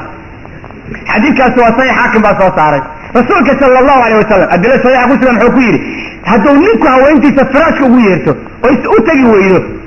وفضات غدان على أسان أو حريسا أو بريو ملائكة أيها العنى ليس إلى أي نكي ذكر على قرينيسو بعض الروايات إلى واو كبريو هي ربي أيها أعرونه سبحانه وتعالى دمركو هايس إلاليين دمركو هايس إلاليين هرالي قريني من كغبا هو ناجيه هو أنت مسلمات دا أقلك كما بيحي كرتو إذن كنك اللي أنتي أقلك يقفت ومجلي كرتو إذن كنك اللي أنتي هي أقلك حولها يا الله مبيحي كرتو إذن كنك اللي أنتي هذا حولها سوى اسكالها حقا أقلك وانا قد حيائي ما سقع اسكالي وحامية أقلك هذا أدوه نكا سوى قرصة أدوه لساتي أما هو يدا كسيدي وقار laakiin hadduu isagu kirada bixiyo oo isagu aqalkan ku keensaday wahaakada qof baadan soo geli karin waxbaadan ka bixin karin isagoon ku idmadaadan ka banaanka aadi karin kulli idan bay ku xidhantahay nabigu nusuus saxiixa ayuu ku cadeeyey sala allahu alay wasalam haweentii ka tillaabtaana caasiyad mujrimada ayay noqonaysaa ayadaa taqaan meesha aadaysa waxuu rasuulku yidhi sala allahu alay wasalam xaqu zawji calaa zawjatihi ninka xaqa uu haweenta ku leeyahay markuu nabigu ka hadlayay an law kaana bihi qarxatan falaxasadha maa addad xaqa ninka haddii ay yani ay boobu ku taalo ee ay boogta iyo nabarka ku yaalla ay haweenta carabkeeda ku leefto haweentu ninka xaggiisa ma gudan karto nabigu yidhi sala allahu alay wasalam xadiidkaas waa saxiix waxaana soo saara xaakim ibn xibbaan daaraqutni iyo bayhaqa intaba bal u fiirsan halkaa isagaa haddii xataa boogtirkiisa ku taalla ay maasha ka leefto baysan xaggiisa guda karin baa lagu leeyahay halkaasi intay istaagaan bay ku leeyihiin ilmaha dhalashadoodan ku wataa ma awal karo nin iyo ahay aniga ma awal wax kusanayay haye ma awal karo nagsiyaas ahaa oo rabbiha laga bogo subxaana wa tacaala war ilmahan ama waa iska le-an kara ama waa la heli karayaa laakiin waxaa la doonaya labadan qofood noloshay isla nool yihiin inay diinta alle isu kaalmaysaan oo janno alle inay galaan sabab isugu noqdaan oo qofba qofka kale oo wanaajiyo saasaa loogu talagalay laakiin waxaan anagu aan guur u naqaano ama ragga iyo dumarku waxay isku samaynayaan sharcigu ma qabo ee rabbiha laga bogo subxaana wa tacaala wuxuu rasuulku yidhi sala allahu alay wasalam law kuntu aamiran axadan an yasjuda ligayr illah law aan amrayo axad inuu alla kayrka u sujuudo la amartu lmar'ata an tasjuda lizawjiha haweenta ayaan amri lahaa inay ninkeeda u sujuuddo sala allahu alay wasalam rabbi kayrkii ha loo sujuudo haddaan dhihi karayo haweentaan dhihi lahay ninkaaga sujuud waxuu rasuulku ku daray waladii nafsu muxammadin biyadi laa tu'addi lmar'atu xaqa rabbiha xataa tu'addii xaqa zawjiha calayh waxuu yidhi alla ayaan ku dhaartay nafta nebi moxamed ay gacantiisa ku jirtee salawaatullahi wasalaamu calayh haweentu ma gudan karta xaqa uu rabbi ku leeyahay ilaa ay xaqa ninkeeda ka gudato nabigu yidhi salawaatullahi wasalaamu calayh ilaa ay xaqa ninkeeda ka gudato ma gudan karta u odhanayaa sala allahu alayh wasalam waxuu rasuulku yidhi xataa law sa'alahaa haddau su-aasha nafteeda wahiya calaa qatab ayadoo qatab saaran qatabka culamada qaar waxay yidhahdeen waa dumarku markay foolanayaan umulayaan meel lagu fariisiyo xataa ayadoo halkaas saara ama rukuub dishib allah ka dhigay waa inay nafsadeeda aysan ka mancin oy u ogolaataa bal nin u fiirso sida loo keenaya qadiyadda ayadaa xadiidkan waa xasan axmed iyo ibn maaja iyo xaakim baa soo saaray inanta muslimadda rabbi ha ka baqato xaqa ha ilaaliso waayo rasuulku wuxuu aad u adkeeyey xaqa haweenta uu ninku ku leeyahay wax aad weyn baa laga dhigay in xaqaas isaga uu aad weynana waxaad ka garanaysaa waxuu allah qur-aanka ku yidhi walilrijaali calayhina daraja markuu ka soo sheekay alla oo yidhi walahunna mithlu ladii calayhina bilmacruuf dumarka waxa dushooda lagu leeyahy oo xaqa ayaa ayaguna u sugan ayuu alla waxuu daba dhigay walilrijaali calayhina daraja waxay raggu leeyihiin waxyaalo dheeraad ah darajo dheeraad ah ayay raggu iska leeyihiin sidaas ayuu yidhi yani allah subxaana wa tacaala marka waxaa laga doonaya inaan sidaa garanno oon arrintaa ku soconno oo rabbi laga boqo subxaana wa tacaala oo dumarku xaqa lagu leeya ilaaliyaan inanta muslimadda waxaan yidhi aqalka yay ka bixin oo rasuulka alle wuxuu yidhi yaysa aqalka idanka la-aanti ka bixin yaysanna wax ka bixinin laakiin ninka haweenta xuquuqda ay ku leedahay oo hore usoo sheegnay waxaa ka mida oo waajibka ah inuu diinteeda ilaaliyo waa inuu diinteeda baraa say u dukan laheyd say u soomi laheyd say alla u caabudi laheyd say ilmaha u tarabiyayn laheyd inuu bara waajib bay ku tahay asaga ayay farad dushiisa ku tahay haddausan oqoon waa inuu u ogolaadaa inay soo barato hadduu bari waayo asaga yani aysan garanaynin inay soo baratona u ogolaan waayo muslimiintu waxay odhanayaan way u bixi kartaa tacliimta daruuriga ah tacliimta daruuriga waxaa la yidhaha tacliimta aan la-aanteeda cibaadadu ka ansixayn qofka oo aan la-aanteeda qofna ka ansixayn waxyaalaha ay dumarkanagi soomaalida ay yihiin waa jaahiliin haddii caamaq ay u joogaan iyo hadday culamo la joogaanba diinta xarafka lagama baro xataa ma taqaano say salaadeeda u ansixin lahayd ilaa ay culummadu nagu dhihi jireen marka wax akrinayaan waxaasu waa habar dukatay waxaa rabaan inay dhahaan waxaas ma ansixin habar dukatay habar dukatay salawa kama ansixin macnaha haye maxaa yeele weliga diin looma sheegin waa cadaalad darro waana khaa'inimo arrinta noocaasa dumarka waa in diinta la baraa laakiin la baraa diinta waxay u baahan yihiin oo lagama maarmaankaa taasaa loo baahan yahay rasuulka sala allahu alayh wasalam wuxuu ku yidhi laa yaxilu liimra'ati an tasuuma wa zawjiha shaahid ila biidnih haweenta xalaal uma ahan inay soon sunnaha soonto ninkeeda oo jooga ilaa inuu ogolyaha maahane hadduu ninku joogo weeye hadduu maqanya waa iska soomi kartaa soonka laga hadlayana waajibka weeyaan waana soonka sunnadaa weeyaan soonka ramadaanka waajibbu ku yahay soontee aw ta'dana fii beyti ila biidni aqalkiisa inay qof soo gelidana looma ogola inuu isagu ogolaado mooyaane إني أقل كالنفقة كبحيانا لما أقول إلا إنه سبب أقول هذا موياني رسولكم حكوي لقبره الله لي انظري أين أنت منه منك هذا ميسيا كجوك الفير سبوي معايا فإنما هو جنتك ونارك منك هو جنة هذا والنار هذا ونجنت على السجا ونجد وكل جنة جليسة حمينت على السجا حميدنا وكل نار جليسة سيدا سيويري صلوات الله والسلام عليه حديث كاسوا حسن دوراني أيها غريب رسولك صلى الله عليه وسلم أرميا خير النساء دمرك وحا أبو خير بدن بويري التي تسره إلى النظر مدة منك إذا فرح قليل يسمركو إيغو إلى ذي وناجي خيرك بيكو أركيا إذا أنت مسلمات دوين دقيقة منك دقيقة حمانك إلى لسا هذا الحمد وإلى منك سنكي حمانك إلى لسا وناجي لا يعني دي كذا وإلى السورة إلى لسا إسك إلى لسا حمانك ولن وتدعه إلى أمر مركو أمرها وإلى أدعلا ولا تخالفوا في نفسها ولا مالها بما يكره وانا الي سنقسمي نفتيده iyo maalkiisa waxa uu asagu kahanayo warxuquuqda ilaaliya war hal leesh wanaajiyo rabbi ha laga boqo aqaladeenu say khayr iyo baraka u yeeshaan ragga iyo dumarka ba xaq lagu leeyahay la ilaaliyo wixii la yaani qofku uu ku qaldama ha leesu cafiyo dad iscafiya isu naxariista isu dhimriya wax wada qabta hala noqdo waa waxa guusha iyo liibaanta lagu gaarayo marka ikhwa rabbi aan ka baqano حل قار الرجال وسارية رجال وحل كجار كأو يسارن قطة دمر كو ربي كعب صغا أو أذنك رالك جرايا نمن كأين قبا وناجية وآدي أرو قط الغاث يعني آدي أرو قط الغاث آدي أرو وناجية وحكم مغلا أو أدع وكدم بيا وحكسا أو إذين ديران يالا نفتين حتى هذي كل بنين إلا وحلك عرونا يمو يعني معصية إلهي وحا أهين كو أدع يعني من كينا هذيك لما ساعي سوكر صديو أنا أنت لا ياركئيو ما سيا وحري يعني ما سيا أضان وهايو شكله كده نك أضان ونقو أضان بكون وغنا ياه مرة ونقو مرة بكون وغنا ياه هي دول ونقو إرب بكون وغنا ياه سأل لقد دنيا رجع يدمر ولله إنك عشان سبحانه وتعالى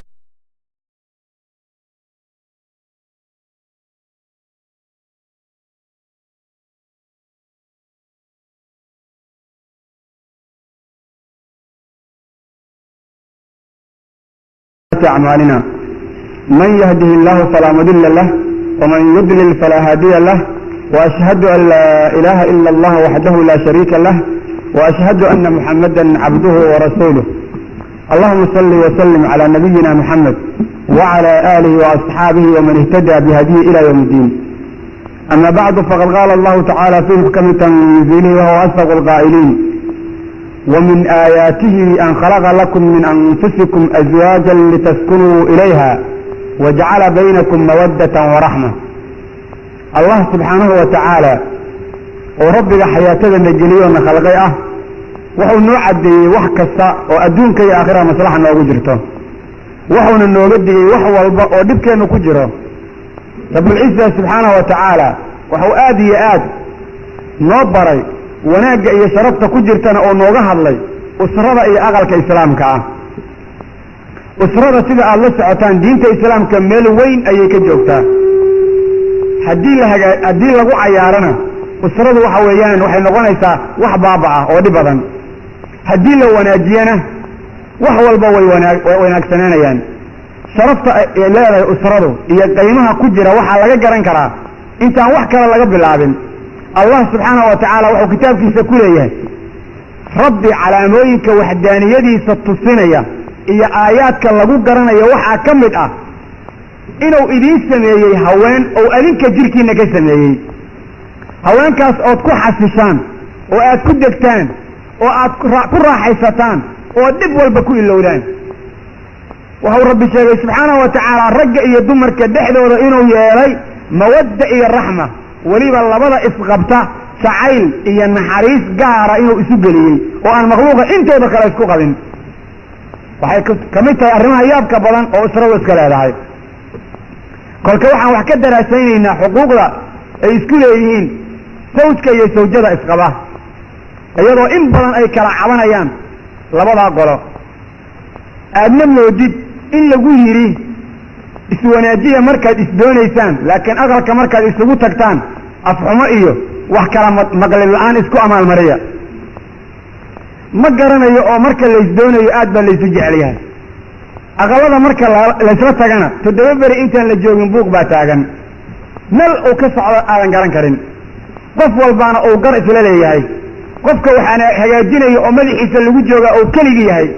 qofka kalena uu yahay qofka wax burburinaya kuwii 10 isu dhalay iyo kuwa aan weli waxba isu dhalin isku sibay xal isugu yihiin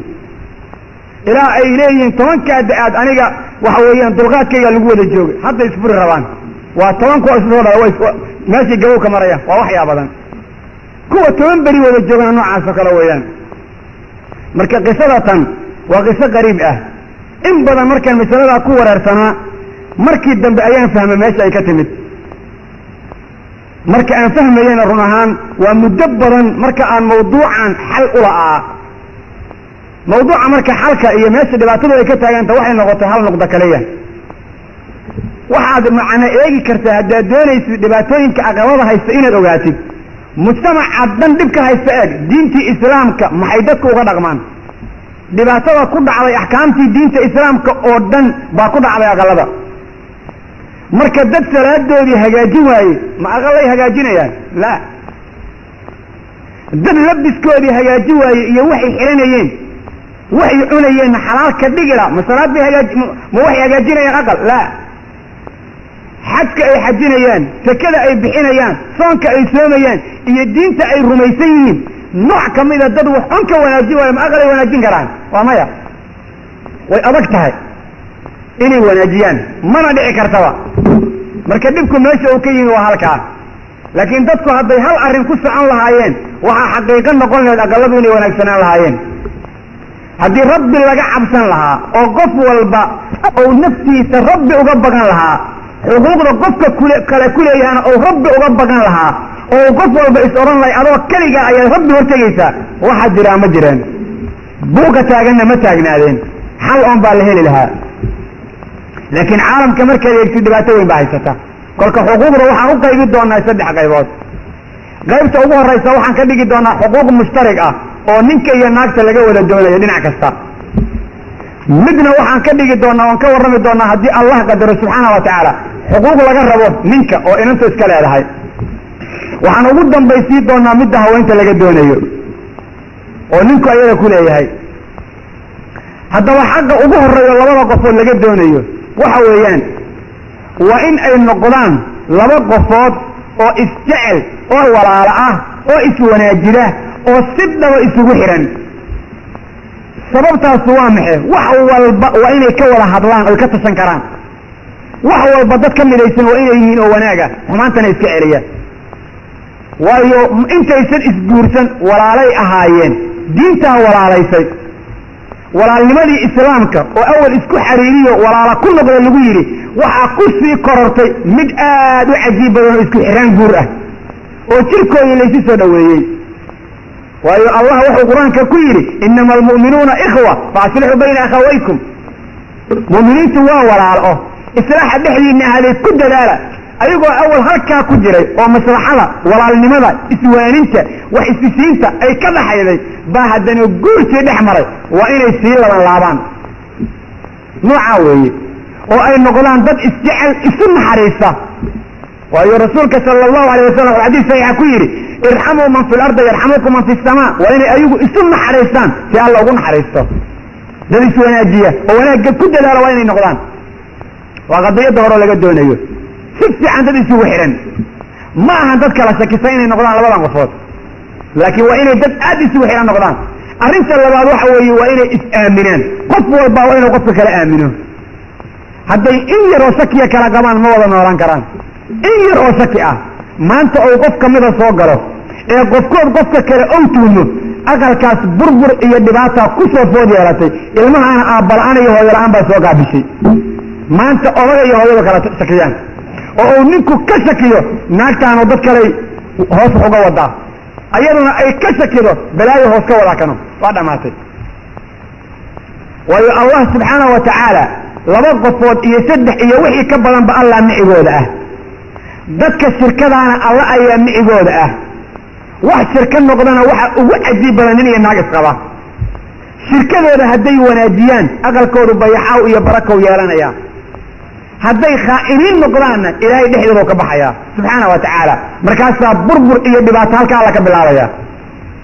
waxay aqalad u hagaagayeen waa nooca laysmaba aaminsanaba qofka kale tuunsay waxba ku tuunsay warfanaanada aad qabtid haddaad ku tuuntid inuu dhargal iyo kuugu jiro wariir ka waran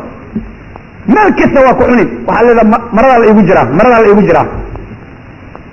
la igu jiraa markaasaad maantana isxoogin xataa jirku waa iska barbarani beenbeen kaleya wax ku cuna iyadoo la arag niyadaada saasa islaanta aad qabtid waa maradaadii inay mara kuu tahay rabbilciisa wuxuu yidhi mataqaanaa hunna libaasun lakum haweenyahay ninkaagu waa maradaadii wa antum libaasun lahunna haweenku arratir bay idiyihiin nimanku adinkuna haweenka arratir baad u tihiin labis laka labiska maxaa lagu yaqaanaa in la dhowraa lagu yaqaana mara kasta midda ugu quruxda badan 3 maalmood gudahood waa wasaqaysataa marada markay wasaqaysato ma la tuuraa laa saabuun baa loo soo galaa waa la dhaqaa waa la waraa waa la feereeyaa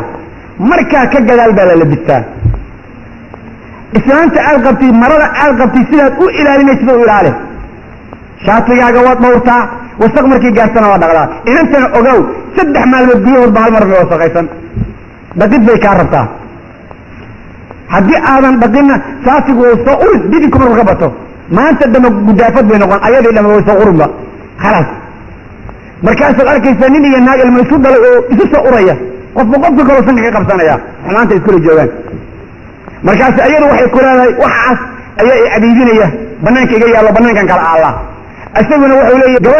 gabadhayda guurso taadaana ii guuri mid walba mideeda kale farjigeeda uma ahra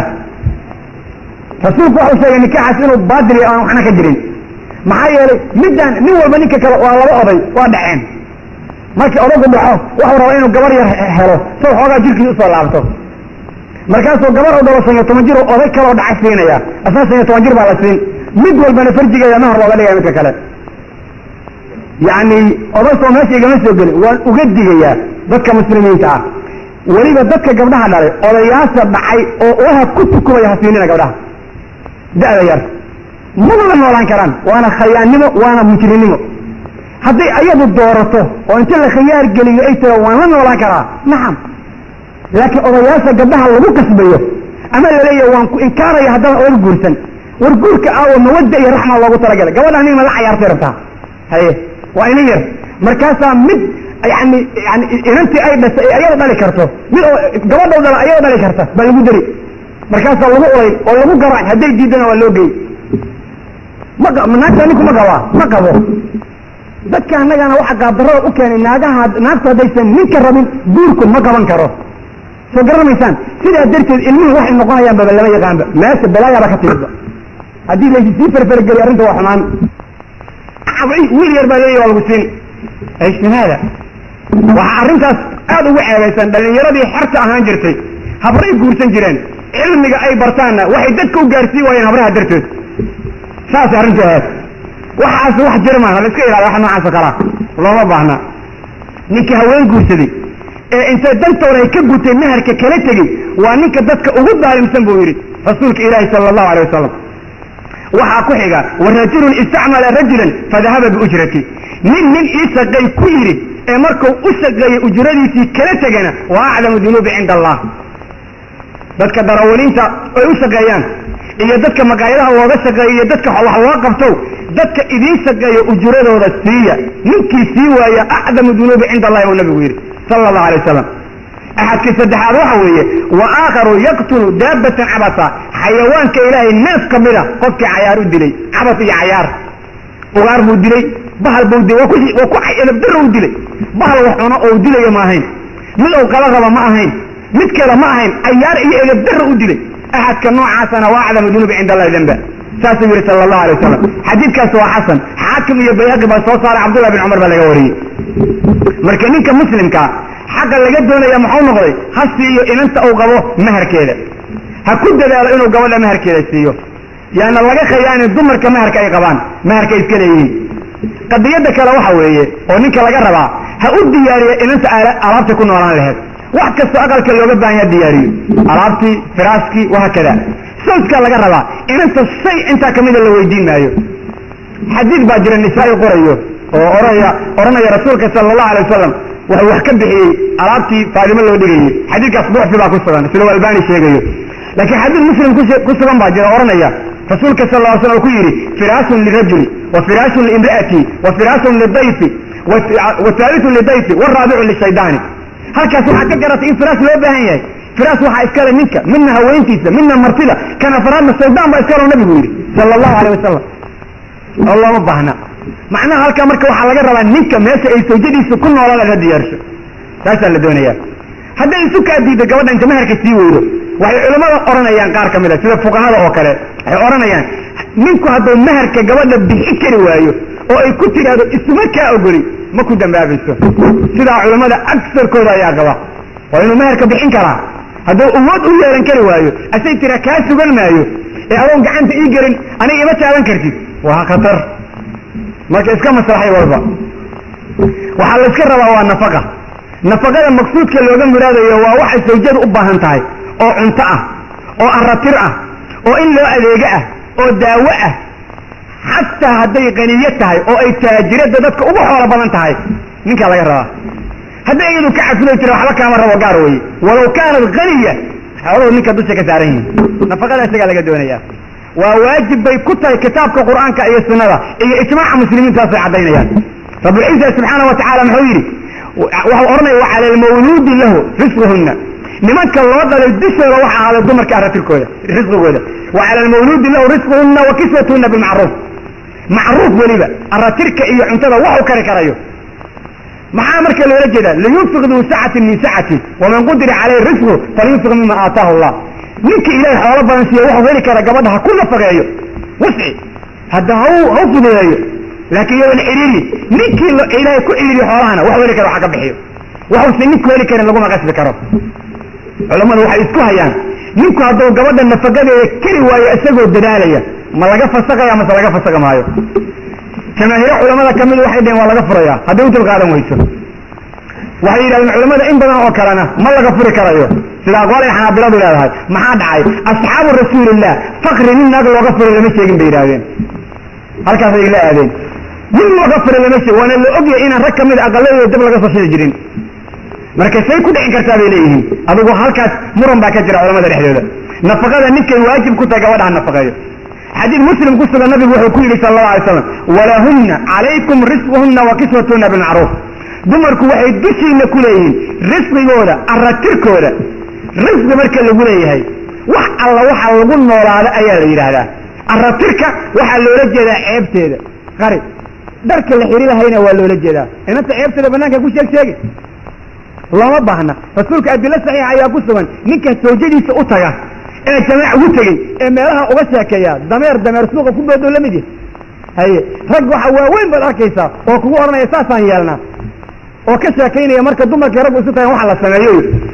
waxaa jirta mar la isu tegayo keetiyeelo la sameeyo magacbay ku sheegaya hadda magacyo aanay sheegi karin baa jira odayaasha qaarkood ma xishoodaan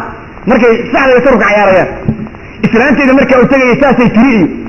saasay igula hadashay laa ilaaha ilaa anta ya rabbi war isu xishooda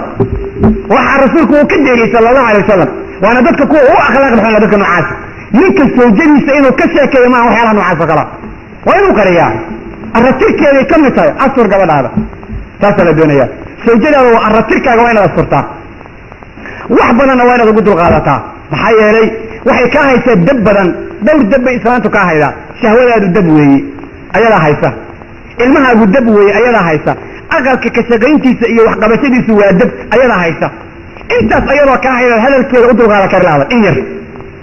midda kale garta dumarka shiddo weyn baa ku furan oo ilaahay ugu talagalay sidaa darteed baa wasiirnimada maamulka dawladda jihaadka iyo shaqooyin badan ilaahay ka reebay waayo qof caloosheeda ilma lagu samaynayo khatar weeye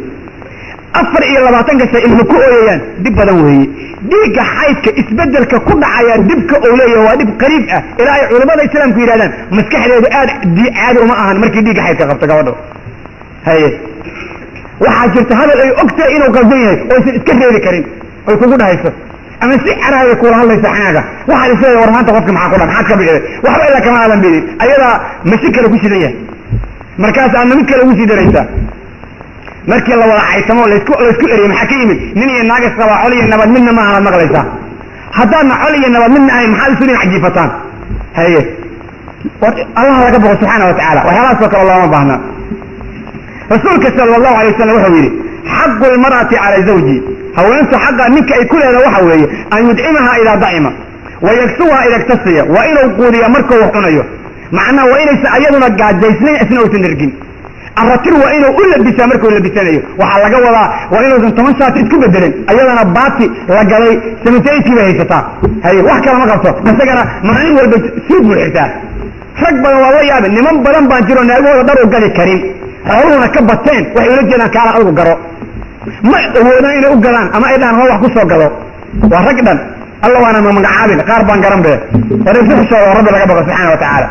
هوينكين الرتر أقلا وكفر الله دمركينه waxaad heli karin waa ma baa heli kartid laakiin wanaajiya dumarka saasa loo baahan yahay waxa rasuulku yiri walaa yatrib alwajh wajiga yuusan ku dhifanin ninku gabadha aad Allah haday dhacdo inuu wax ku walaana tahamir u soo yaadeen ee hadda xageen ka aadaan marka mucaawiyaan sababtaasna maxay ku dhacday saddex maalmood gudahood markii gabadha ku wasaqaysatay dhaqida u baahneed uu dhaqi waayay ayada markuu ninkaanu shanbari gudaheed ku wasaqaysatay way dhaqdaa toobkeeda gacmo dheeraha iyo maskanteeda way dhaqataa way dhaqi kari weysay qof walba soo wara marka dhaqida la dhaqayaa waa maxay waa in la waaniyo qofka xaqa in loo sheego xumaanta in laga manciyo in loo dardaarmo in la wanaajiyo oo laga soo galo wixii ilaahay yiri ummadda lagu wanaajiyo taas wax ku wanaagsananayaan marka ikhwaani haddaad doonaysaan aqalada inaad wanaajidaan rijaalan wa nisaan rag iyo dumarba qaata ilaahay subxaanahu wa tacaala erayada oo ku hadlayo sababta oo rabbi arratir uga cabiray ninka iyo haweenta darbay isu yihiin waa wax cajiib badan xigma aad u fog baa ku jirta baa la yidhaahdaa waxay muslimiintu markay cabirayaan leeyihiin sida aan jirku arratir uga maarmin baysan ninka iyo haweenta u kala maarmin sida arratir kasta oo jirka saaran oo degdeg isugu bedelo baa labada qof walbaaba degdeg isugu bedeli karaa xanaaq baa ku imaan kara waxbuu ka caroon karaa waxaan baa dhicin karaa waxay u baahan tahay marka wanaag in laga shaqeeyo sida marka loo wanaajiyo haddii kale waxba ma hagaagayaan Abu Darda zawjadiisa markuu la dardaarmayo muxuu ku yiri kolkaan caroodo iraalli garay markaan carootaan ku raalli garaynayaa sida haddaana yeelina wallahi wala noolaan doon buu yiri aqal ma wala dhaqayno marka rabbi laga boqo subhanahu wa ta'ala wanaajiya aqaladiina ninka iyo naagtu waa inay is-aaminaan arratir bay isu yihiin dhar iska dhigtaan si fiican dad isu aaminsan waa inay noqdaan oo qofka kale kalsooni aad u weyn ku qabo xuquuqda kale laga rabaa waxa weeye ixtiraam waa inay ixtiraamaan qofka kale waa inuu qadariyo markuu hadlayo waa inuu dhageysto waxa uu dirayo waa inuu ka yeelo waa inuu u dhagan nugul yahay waa kada ixtiraamkaas oo qaaya aad u cajiib badan gaaray taasaa la doonayaa laakiin xaggee ixtiraam ka jira odaga aqalka iskale islaanta ilmaha ay dhashay kaan wada joogno tiina hebloodheheed ilmayow hooyadii ilmayow aabihii laa ilaaha ilaa an af adaga inkaaraynu ku dhici weyne bal waxay isugu yeerayaan alarag war rabbi ka baqda subxaanahu watacaala waa wax qariib ah taan wada joogno bal ma inanta magaceeda ku sheego oo inay sawjadiisii ou jeclaatay muujiyo markuu leeyahay taan wada joogno afkiisa wuu ka ilaalin wuxuuna ka baqanayaa haddii magaceeda ugu yeerayo la arag in la yidhaha waa jecliya oo haddii lagu yidhaha islaantaada waa jecliya maxaa ka fiican soomaalida waxay tahay wax aad u qaab daran waxay qabaan hadday arkaan nin naagta u adeegaya waa sixrata alla taas way sixirta ninka haye sixir idinku dhacmaynbaa qaab darana war haddii laysi wanaajiyo ma sixir bay noqotay waa qariib waa sixirata lagu waa sixirta haye goormay sixirtay sharcigaabaa saatan ahayd war sooma aadna arkay xadiis saxiix oo caaisha laga waraysanaya nabiga sala allahu alay wasalam rasuulka ka warran baa la yidhi markuu aqalka joogo kaana fii mihnati ahli bay tiri haweenkiisa u adeegi jiray sala allahu alay wasalam salaada markay soo xaadirtan hore ayuu ka tegi jiray adeegi ayuu ahay adeegi aqalku ka shaqaynayey waa khayru khalqillaah sala allahu alay wasalam dumarka nabigu maxay ku oranayaan mararka qaarkood rasuulka annagoo la jiifnaa marada aan kula jiifnaa dhiigga xaydku naga gaarayay rasuulku inta naga qaado oo dhiigga xaydka meeshuu ka gaara ka soo dhaqo ayuu ku dukanayey nimanka nagu maxay qaban soomaalidu naha ii soo dhawaani wejiga nabra iga soo baxayaane naag xayd qabta dhib kuusoo dhawaato subxaanaka yaa ilaahay yuhuudda wax u galeen ilaa yuhuuddaa saa qabta maogtahay inay naagidhii qabto loo soo dhawaan waa ra'yi yuhuudeed ilaahayna uu ka sheekayey nabiguna aad ba uga hadlay in yuhuuddu waxaa qabto hay oo naagta laga dogo aqalka looga baxo waxaad arkaysa haddii iyadoo nabra kugu yeelin la arko ma naagidhii qabtaa kugu neefsataa lagu leeyahy haye subxaanaka yaa ilaahay war xaggee waxaan laga keenay umu salama waxay leedahay anoo rasuulka la hurdayay ayaa dhiigga xaydkaga yimi wantaga dharka loogu talagalan soo xirtay rasuulku uu arka ma dhiiggaa kugu dhacay haa kaalay la soo jiifay yidhi hal go-ayoo la hurday bay tiri nabiga salawaatullahi wasalaamu calayh marka caaisha ka sheekaynaysa nabiga dhaqankiisa marka dhiig xayd oo nagu dhaco farjigeenna bis ayuu mara nabigu ku aadi jira bay leedahay jirkanaga intiisa kalena caadi bay u ahayd nabiga salawaatullahi wasalaamu calayh haye markaan wax cunayno meesha aan anigu afkayga ka qaado nabigu afka saarade dhareerkaygu meesha ku yaallo biyaha meeshaan ka cabo caanaha meesha dhareerkaygu ku yaallo nabigu ka cabi jira leeda caaisha radiallahu canha haye adigana maxaa leeda waaba ka faaninba islaanta aad qabto inaad wax la cuntid iyo dhareerkeeda inaad tira waa dhareerkeeda walaalay waa carfaya iyo waxaas waaba ka faanin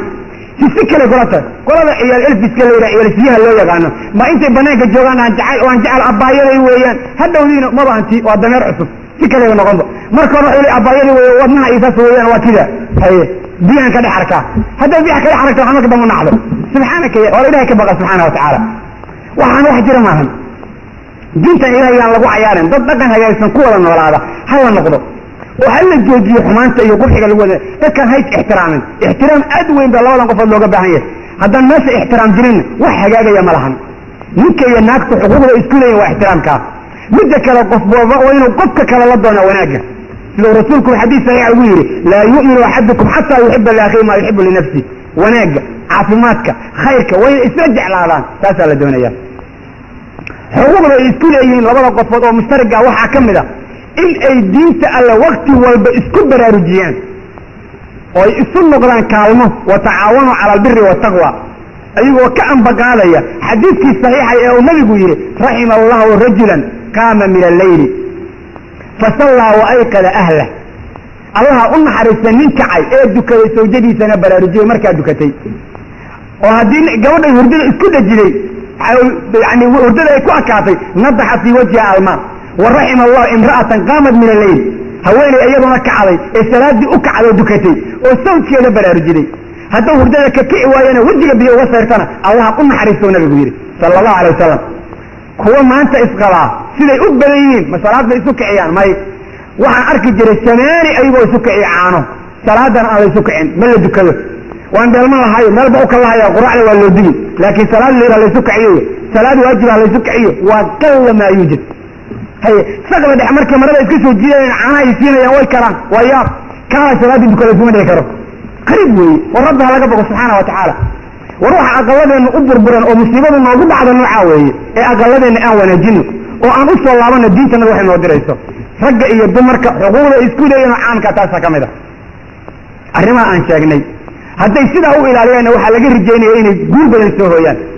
wa ilaa haddaan taa la yeelin oo la kala shakiyo oo lays aamini waayo oo lays ixtiraami waayo hadda khalaas way isku dhamaatay arrintii dhammay way burburtay wax wanaaga oo soo socda meeshaa ka imaanaya ma jiraan waxaa kaloo xuquuqda layska doonaya ka mid a waa in ay isxurmeeyaan xagga sodohnimada musaaharada kala qabidda wax la kala qabo waa in la xurmeeyo macnaheeda waxaa loola jeedaa waa inuu ninku xurmeeyaa sharaf iyo qiimo badanna u yeelaa inanta uu qabo dadka ku yimid madaxeeda oo ehelkeeda ah musaaharadu kala dhaxayso waa inuu wanaajiya aabbaheed iyo hooyadeed iyo walaaladeed ayaduna waa inay ninka ehelkiisa aad u wanaajidaa xuquuqda laysku dayaa weeyaan xurmatu lmusaahara ayaa aad loo doonaya in la ilaaliyo waa laazim haddaan la ilaalin waxba ma jiraan wax wanaagoo la gaalaya ma jiraan meeshaas waa in la ilaaliyo xurmatu lmusaahara waxaad arkaysaa ninku u oranaya maxaa naga gala habartii waa leedo gabadha dhashay haye islaanta gabadha oo dhashay hooyada oo kaley noqotay ixtiraam bay kugu leedahay qadarin bay kugu leedahay inanta waxaa laga doonaya ninka aabii marka u yimaado inay qadariso sida ay ninkeeda u wanaajinayso si ka badan oo kale camal maxaa yeele waa aabbaheed oo kale ixtiraam iyo taqdiir iyo soo dhawayn buu iska leeyahay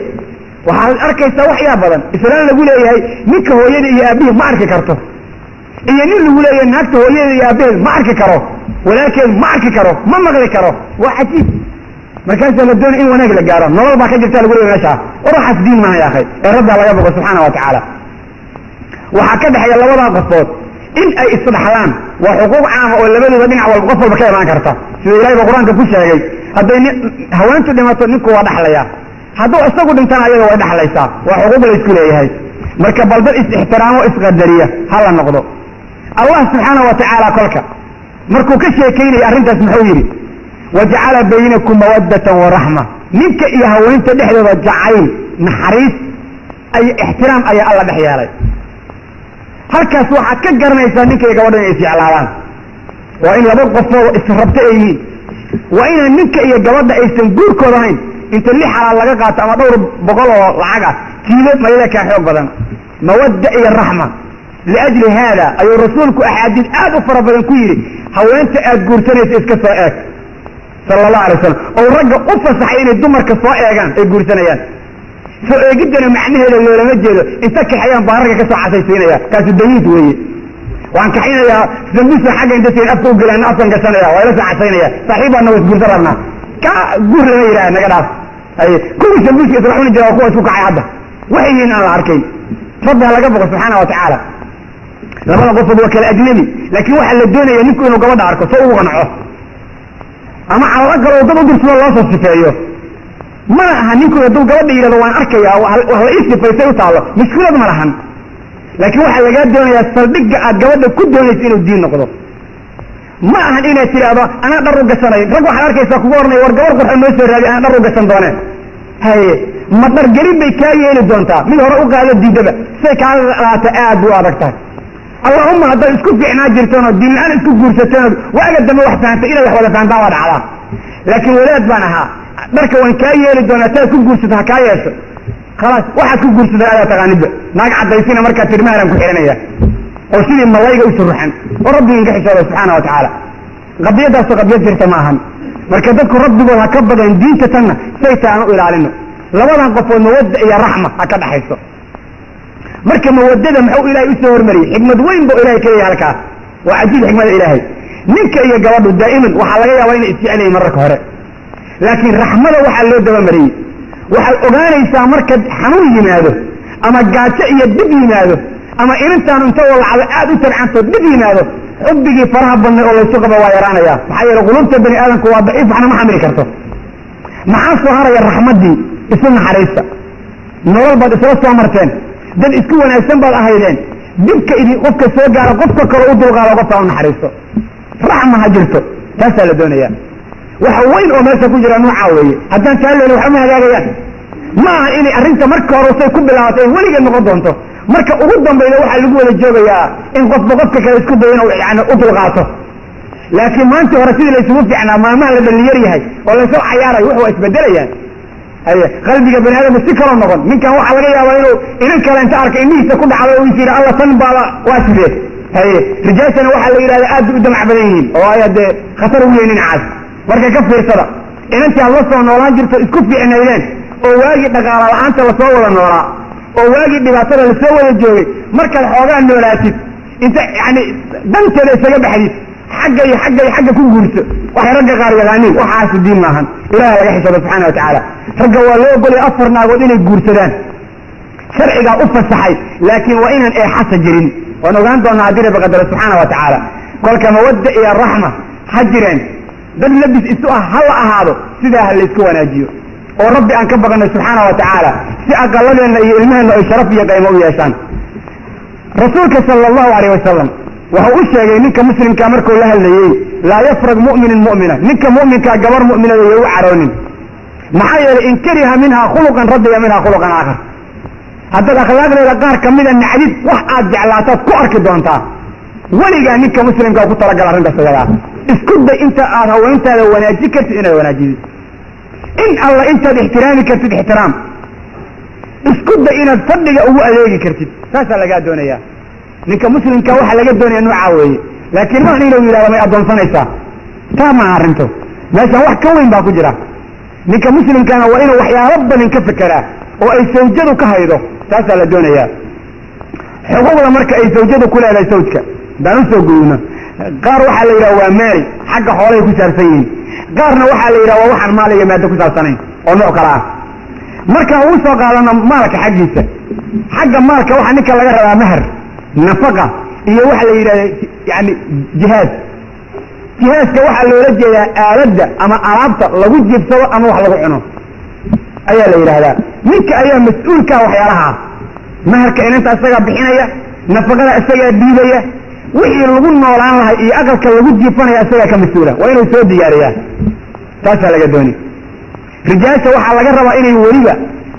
xaqa saaran in alla intay kalaan ka soo baxaan waayo allah subxaana wa tacaala wuxuu ku yidhi markuu ka hadlayo maharka wa aatu nisaa saduqaatihina nixla fain jibna lakum can shayin minhu nafsa fakuluuhu hanii'an marii'a hadalkaa loo fiirsada siiya dumarka maharkooda siisma siiya hag warwareejinina maharka dumarka ha layska deeyo waxay oqoon jireen gobollo aanu garanayo dadku nool maxay dhihi jireen 40 bay sheeganaysaa shiikh igula xir hayga xugaysa aniga hayga xugayde bal hayga qaadatan igula xir waa maba la siinayaba maba yaqaaniinba dadku say u badan yihiin inay dumarka mahar siiyaan ninka waxaa laga doonaya inanta inuu maharka u sallimo waa xoola iska leedahay maanta lagu caqabo waa inaad u sallintaa ama markaad la aqal tagtid ayadaa iskale ha sadaqaysato ha ku siido meel ha dhigato wax rabtaa ku samayso nimankan maharka dumarka ka haysta ayagoo 10 daaday u dhalan khaa'iniin weeye daalimiina arrintaas ayadaa dulmi weyn bay ku jiraan maxaa yeele way khayaaneen xoolahoodii bay ka haystaan daynta inta lagugu leeya maxay tahay war siiya dumarka maharkooda saasaa la doonayaa ninku waa inuu iska sallimaa wax ay ku leedahay haweentu taasaa la doonaya allah marka muxuu yidhi hadday idiin diidiyaan naftooda oo ku raalli ah hadday wax maharka kamida idin siiyaan cuna isagoo mid fiican oo naftiina ku faraxsantahay ah idinta iyadoo raallikaaga ayay ku siiday maharkeedii ayadaa ku siiday ma aadan canaadin waxa marka dibna lakum lagu leeyahay meesha ku jira ha ka xishoodsiin haddaad tidhahdo hadda adigoo dhan oo wax naga dhexeyn waxaasoo qaadanaysaa mase maanta wax iga doonaysaa haddaad ka xishoodseeda daalim baa tahay akhay maxaa yeele qofkan miskiin weeyaan ka dhaaf waxaas waa inaad ku tirtirsiidaa ood qaadatidaa ood siida oo inaad niyad wanaag ku siida aad tustaa midda kale dumarka soomaalida waxay yaqaanin marka maharka la siinaya mar la furayo inay tahay inaysa arrintu saa ahayn waa inaad tustaa subxaanaka ya ilaahay oo aad wanaag iyo maxabo iyo walaalnimo u siinayso iyo xaq ay kugu leedahay inuu yahay taasaa lagaa doonaya laakiin haddaad ka xishoodsido fain dibna lakum bu alla yidhi taas arrinka alle aad u fiiri cuna asagoo maharkii mid fiican idin ah oo iyadoo idin siiday saasuu rabbi leeyahay subxaana wa tacaala maharkana sharcigu ma xadidin xuduud looma samaynin laakiin axaadiis saxiixa ayaa ku soo aroortay dumarka midda ugu khayrka badan inay tahay midda ugu doonid sahlan uguna sahlan xagga maharka iyo yani waxyaabaha ku baxaya xadiidka isaga saxiix jaamic buu ku sugan yahay macnaha tusinaya yani inay ugu fiican tahay adila cadaysay laakiin lama xadidin waayo rabbi qur-aanka ku yidhi wain aradtum istibdaala zawjin makaana zawjin waaataytum ixdaahuna qindaara falaa ta'khudu minhu shay'a haddaad haween inaad haween kale ku bedelatid doonaysaan aad saas rabtaan oo aad xoolo hore u siiday xoolo badan waxba ha ka qaadanina maxaa yeele dulmi weeye looma baana waxyaalaha qaarkood ikhwaani halays ilaaliyo dumarka maharkooda u ogolaada oo weliba ninka muslimka waa inuu horay ugu sallimaa taasaa laga doonayaa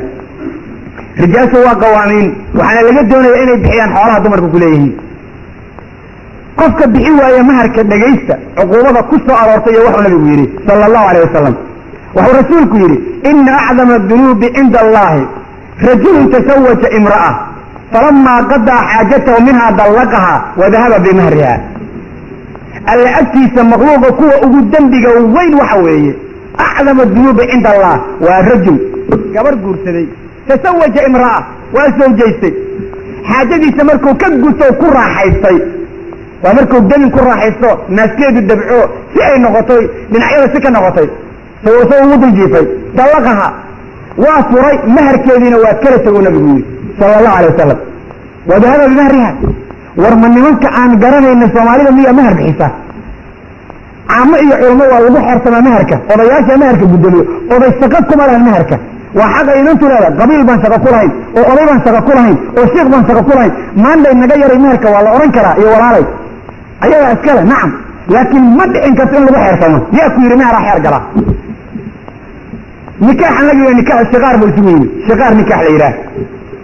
nikaaxa shiqaarka la yidhaha ma garan ku dhifatigo yaysan wejiga ku dhifanin dhamanaanada wejiga looga bilaabaa wuxuu rasuulku yidhi walaa yuqabix foolkaagaa madow foolyadikaano yacni nimankii ahaa fajiisaha oo ka haray talyaaniga hadalladoodii yo kula hadleen gabadha odayaasha talyaaniga oo dhan foolyadikaanay dumarka ku yidhaahdeen dabeecad badana dumarka la nool naag foolyadikaana maalin walba lagu oranayo wafan kuula wafafowa subxaanaka ورب الله يبقى سبحانه وتعالى واحد دمك لو ما دي كرو وهو انت عليه وما حس هذا الكون كم عين يقول هذا الدنيا ولا يقبح وهو رسولك يقول ولا يهجر الا في البيت هذا يسكح ماتان اقل كمالا هو هاجري مع ان اقل كبير كساحه لكن هو لكن يسمي ساس النبي صلى الله عليه وسلم اللهم انا قد يدنا عسين عرض حديث كاسقه هو حديث صحيح وحنا سو صار الدبراني معجم الكبير بو كقرا يا حاكم دروغ استمرك الله جمعي وحديث صحيحه waxaa lagu diidayaa inaad haweenta aad qabtid dib u geysatid wax aan ha laga fiirsado arrimaha ragga muslimiinta oo rabbigiin ka cabsada waxay dumarkiina wanaagsanaanayaan markaad adinku wanaajiya dumarkaad qabtaan oo rabbi laga boqo subxaanahu wa tacaala xuquuqda nafaqada marka laga sheekaynayo nafaqada waxay haweentu murataa guurka la isguursada markuu saxiix yahay oon caqadku baadil ahayn markii haweentu ninka u salimta nafteeda oo aysan isu diidin in la isku istimtaaca markay suuragal tahay oo istimtaacu suuragal yahay farjiga hadday rabbi ka qabto oo saaxi wax ku yaaliin oo aan waxba la isla haween laga dhiga karin mawduuc waa isbedelaya wax kala imaanay meesha istimtaac waa inuu suuragal oo naagtu ehel u tahay lagu istimtaaco markaas ay nafaqa yeelanay laakiin waxba ma aha meesha waxba ma jiraan taas kale waa inaysan ka reebtoonaanin wax kastoo ninka doonayo oo sharcigu ogol yahay meel walba oo yaada in raacna waa inay u raacdaa taas laga dooni labadooduna waa inay istimtaac ahlu yihiin oo ay wax ka qaban karaan laakiin inaan soo wax la qaban karin oo aan islaamba wax ku tagi kara la arag iyo islaamna ayaduna haweenimo uba samaysnayn oo amaakintii loogu talagalay everyiin hadda maxay nafaqa isiyaan ma isfirfiirti inta la isku siinaya ama meesha waxba waajibaya marka waxyaalaha waxa la doonayo xuquuqda ay ku timaadeen la helo xuquuqdaas waa mid laga doonayo ninkay xagga maalka ku saabsaneed xagga maalka qeyrkiis waxa la doonayaa ninku inuu gabadha macaamilkeeda wanaajiyo waxa rabbi quraanka ku yiri wa aashiruhunna bil ma'ruf dumarka wanaag kula mucaamalada si fiican u dhaga fa in karihtumuhunna fa asa an takrahu shay'a wa yaj'al Allahu fi khayran katira u fiirsa dalka ilaahay wa haddaad ka hataan buu alla yiri wa haddii xoogaa gabadha dabeecadda ay si kugu tahay xoogaa ama midabkeeda aad ku cajab gelin ku sabra macnaha ayaa meesha ku jira maxaa yeelay waxaa la arkaa wax aad ka hateen ilaahay inuu khayr badan idin geliyo awlaad barakaysan oo khayr badan iyo alla ka siiyo subhanahu wa ta'ala marka haddii wax oon aad ku kahata gabadha aad ku aragtid sabar baa lagu leeyahay wanaaji fa asa an takrahu shay'an wa yaj'al Allah fi khayran katira khayr badan buu alla ku yeelay inuu yeelaa arkaa subhanahu wa ta'ala rasuulka sallallahu alayhi wasallam markuu mucaamilka ka sheekeynay wuxuu xadiid ku yiri tirmidhi iyo ibn maajah ku sugan oo saxiixa khayrukum li ahli wa ana khayrukum li ahli nimankiina waxa ugu khayr badan ninka dumarka ugu wanaajiyo anaguna ninka dumarka idinku ugu wanaajiyo baan aawooyay sallallahu alayhi wasallam ninka idinku ugu wanaajiyo baan aawooyay haweenka ragana waxa ugu khayr badan ninka dumarka ugu dhaqaaleeyo dumarka sidaas uu leeyahay sallallahu alayhi wasallam wanaajiya ninka idinku ugu wanaajiyo baan idinku khayr badan hadda nin haweentiisa la tirsanaya aragtid oo la erayaya oo rag horta ku canaananaya oo rag hortiisa wax uga sheegaya oo rag hortiisa isku xanaajinaya kaasu nin maahan waa ardal akhas ah doqon dul ah weeyaan wax gabar la siiyana ma astaahilo waxa maqla jiray kaas wax gabar la siiyana ma astaahilo baqti xunuu kaas weeyaan markay dadku nimankii Soomaalida oo dhan baqti xunayaal bay soo noqdeen naagay la tirsadaan way la guriyaan hadii kale markay hal ku ficilay feer baa lagu bilaabaa gobolada qaarkood waa watumaan maanaad aba bilcana war igu ficilay waa ku taalaaba subxaanaka ya ilaahi war bilcana misar ku ficilin karin rasuulka Allah marka ku celin jiray sallallahu alayhi wasallam waana waxa sheegaysa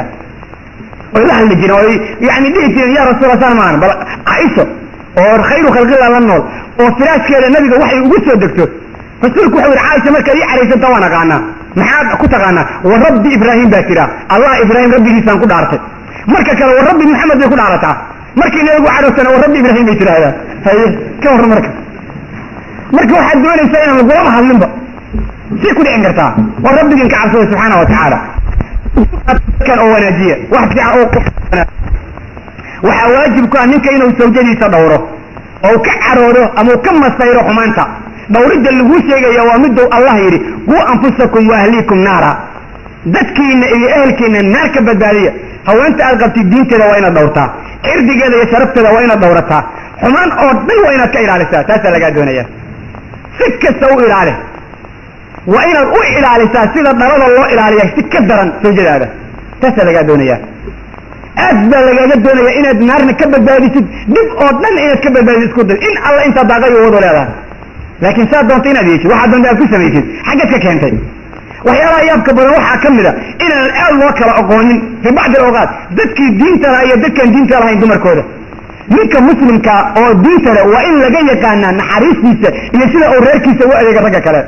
taasaa laga doonaya laakiin macnaa in lagugu yeelo naagta waa dambiisha qaada suuqa ka soo adeeg taasaa lagaa doonaya dharkeeda dhaq waa inaad yeeri karta nooca waxa inaad samayn kartida lagaa rabaa haddaadan yeeri karin waxba meesha kuma hayid waxaa la doonaya cadaala bayna zawjayn haddaad naag kale la qabtid naagtaada cadaala samay cadaala ha u kala eexanin midda kale xubbiga qalbiga in la sini kari waayaa laga yaabaa sida ilahay ba qur-aanka ugu sheegay laakiin sida kale usin waayo rasuulku muxuu yidhi idaa kaanat cinda arajuli imra'ataani falam yacdil baynahuma jaa yawma alqiyaamati wasiquhu saaqit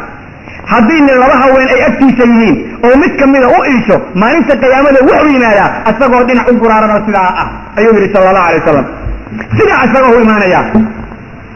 raggana waxaad garanaysaa haweenta hore ilmaha dhasha waa la iloobaa mid minyaro la yidhaha la samaystaa tii hore waa mid yani dufugu baxda waa laga tagaa haye ama maahana ragga qaar magaalo kasta mid ay ku guursadaan weliba wadaadadu ha iska dhaqeen mahmaayo xun oo ay soomaalidu taqaano oo aad u khayr daran mahmaayadaasna haddaad baratid waa wax aad u xun waxay yidhahdeen dameer iyo ninka wada ilaah meesha wax loogu qaybinaya hana joojin waa dameer iyo ninka wada sida dameerka ninka wada u gala waa taqaan iyo wadaad iyo naagta u qabo maxaa yeele wadaadadu xagga miday ku guursadaan way ka tageen naagaas yaalay u qaadan jireen saasaa laga hadlayaa markaasa waxaa laga sheegaya meelahan oday gabar oo dhalay sukaansaday inuu dhala aan ogeyn saasoo kale waxaasoo kale ka warran war waxaas ilaahay looga boqo subxaana wa tacaala guurkaana laleeyahay ilmaha meeshay doona ha yeelin ha la iska dhaafo culummadu marka ha iska dhaqeen mahmaayada xun oo qurunka oy soomaalidu bixiyeen oo dumarkooda ha wanaajiyeen ha lagu wada dhaqmo si sharaf iyo qiimo leh taasaa laga doonayaa dadka xuquuqda ay dumarku leeyihiin rijaashow ilaaliya oo rabbigiin ka cabsada oo uga soo bax alla darti waxaan uga soo gudubnay intaa xagga ninka lagu leeyahay waxyaalo badan oo kale intaas ayaan rajaynaya inay uga filan tahay xagga ninka yani marka kasoo xagga haweenta lagu leeyahay ninku kuleeyahay xagga uu ninku haweenta ku leeyahay waxaa ka mid a haweentu waa inay ninkeeda ku adeecdaa wax walba oon macsiyo ahayn waa inay nafteeda iyo maalkiisa ilaalisaa waa inay ka reebtoonaataa wax kasta oo ninkeeda ciriiri gelinaya naftiisa wax kastoo ninkeeda ciriiri gelinaya waa inay ka reebtoonaataa waa inaysan wejigiisa wax uu kahanayo ku samaynin haye suurad uu kahanayo waa inaysan isla soo hortaagin waxyaalo u soo urana waa inaysan soo xiranin waxaa la doonayaa si walba ee uu ninkeedu raalli ku yahay waa inay ku dadaashaa hadday haweentu ninkeeda raalli garayso ayadoo xuquuqda rabbi ku leeya gudanaysa waxuu rasuulka alla u ballan qaaday inay janno gelayso sala allahu alay wasalam xadiid ibnu xabbaan iyo keyrka ku sugan nabigu wuxuu ku yidhi idaa sallat ilmar'atu khamsaha haweentu hadday shanta salaadood sida ay tahay u ilaaliso wasaamat shahraha bisha ramadaankana sida loogu talagalay u soontay xaaraanta ka soonto waxaafida farjaha oy jirkeeda zinada ka xifdiso arratirka loogu talagalana ay ku qarido jirkeeda wa adaaca sawjaha ninkeedana ay ku adeecdo wax kasta oo wanaagoon caro alla ku jirin waxaa haweenta noocaasa loo yidhaahdaa udkhili iljanna min ayi abwaabiha albaabada jannada mid alla midkaad doontid ka gal saasaa lagu yidhahdaa mid alla midkaad doontid ka gal albaabada jannada dumarku hadday ay dhihi lahaayeen manala addoonsanaya iyo waakida iyo waxaa hadday janno inantii janno doonaysaa rabbiga khalqay waajibkiisa ha ilaalido hana raalli garayso ninkeeda hadday nin qabto ha raalli garayso haddaad ninka ku qaba raalli garay weyso camalkaaguna meel uu ka baxay la arkin maayo janno allana ku tashan maysid ku talagal sidaa inanta muslimadda waa inay nooca ku talagashaa dumarkaa nimankooda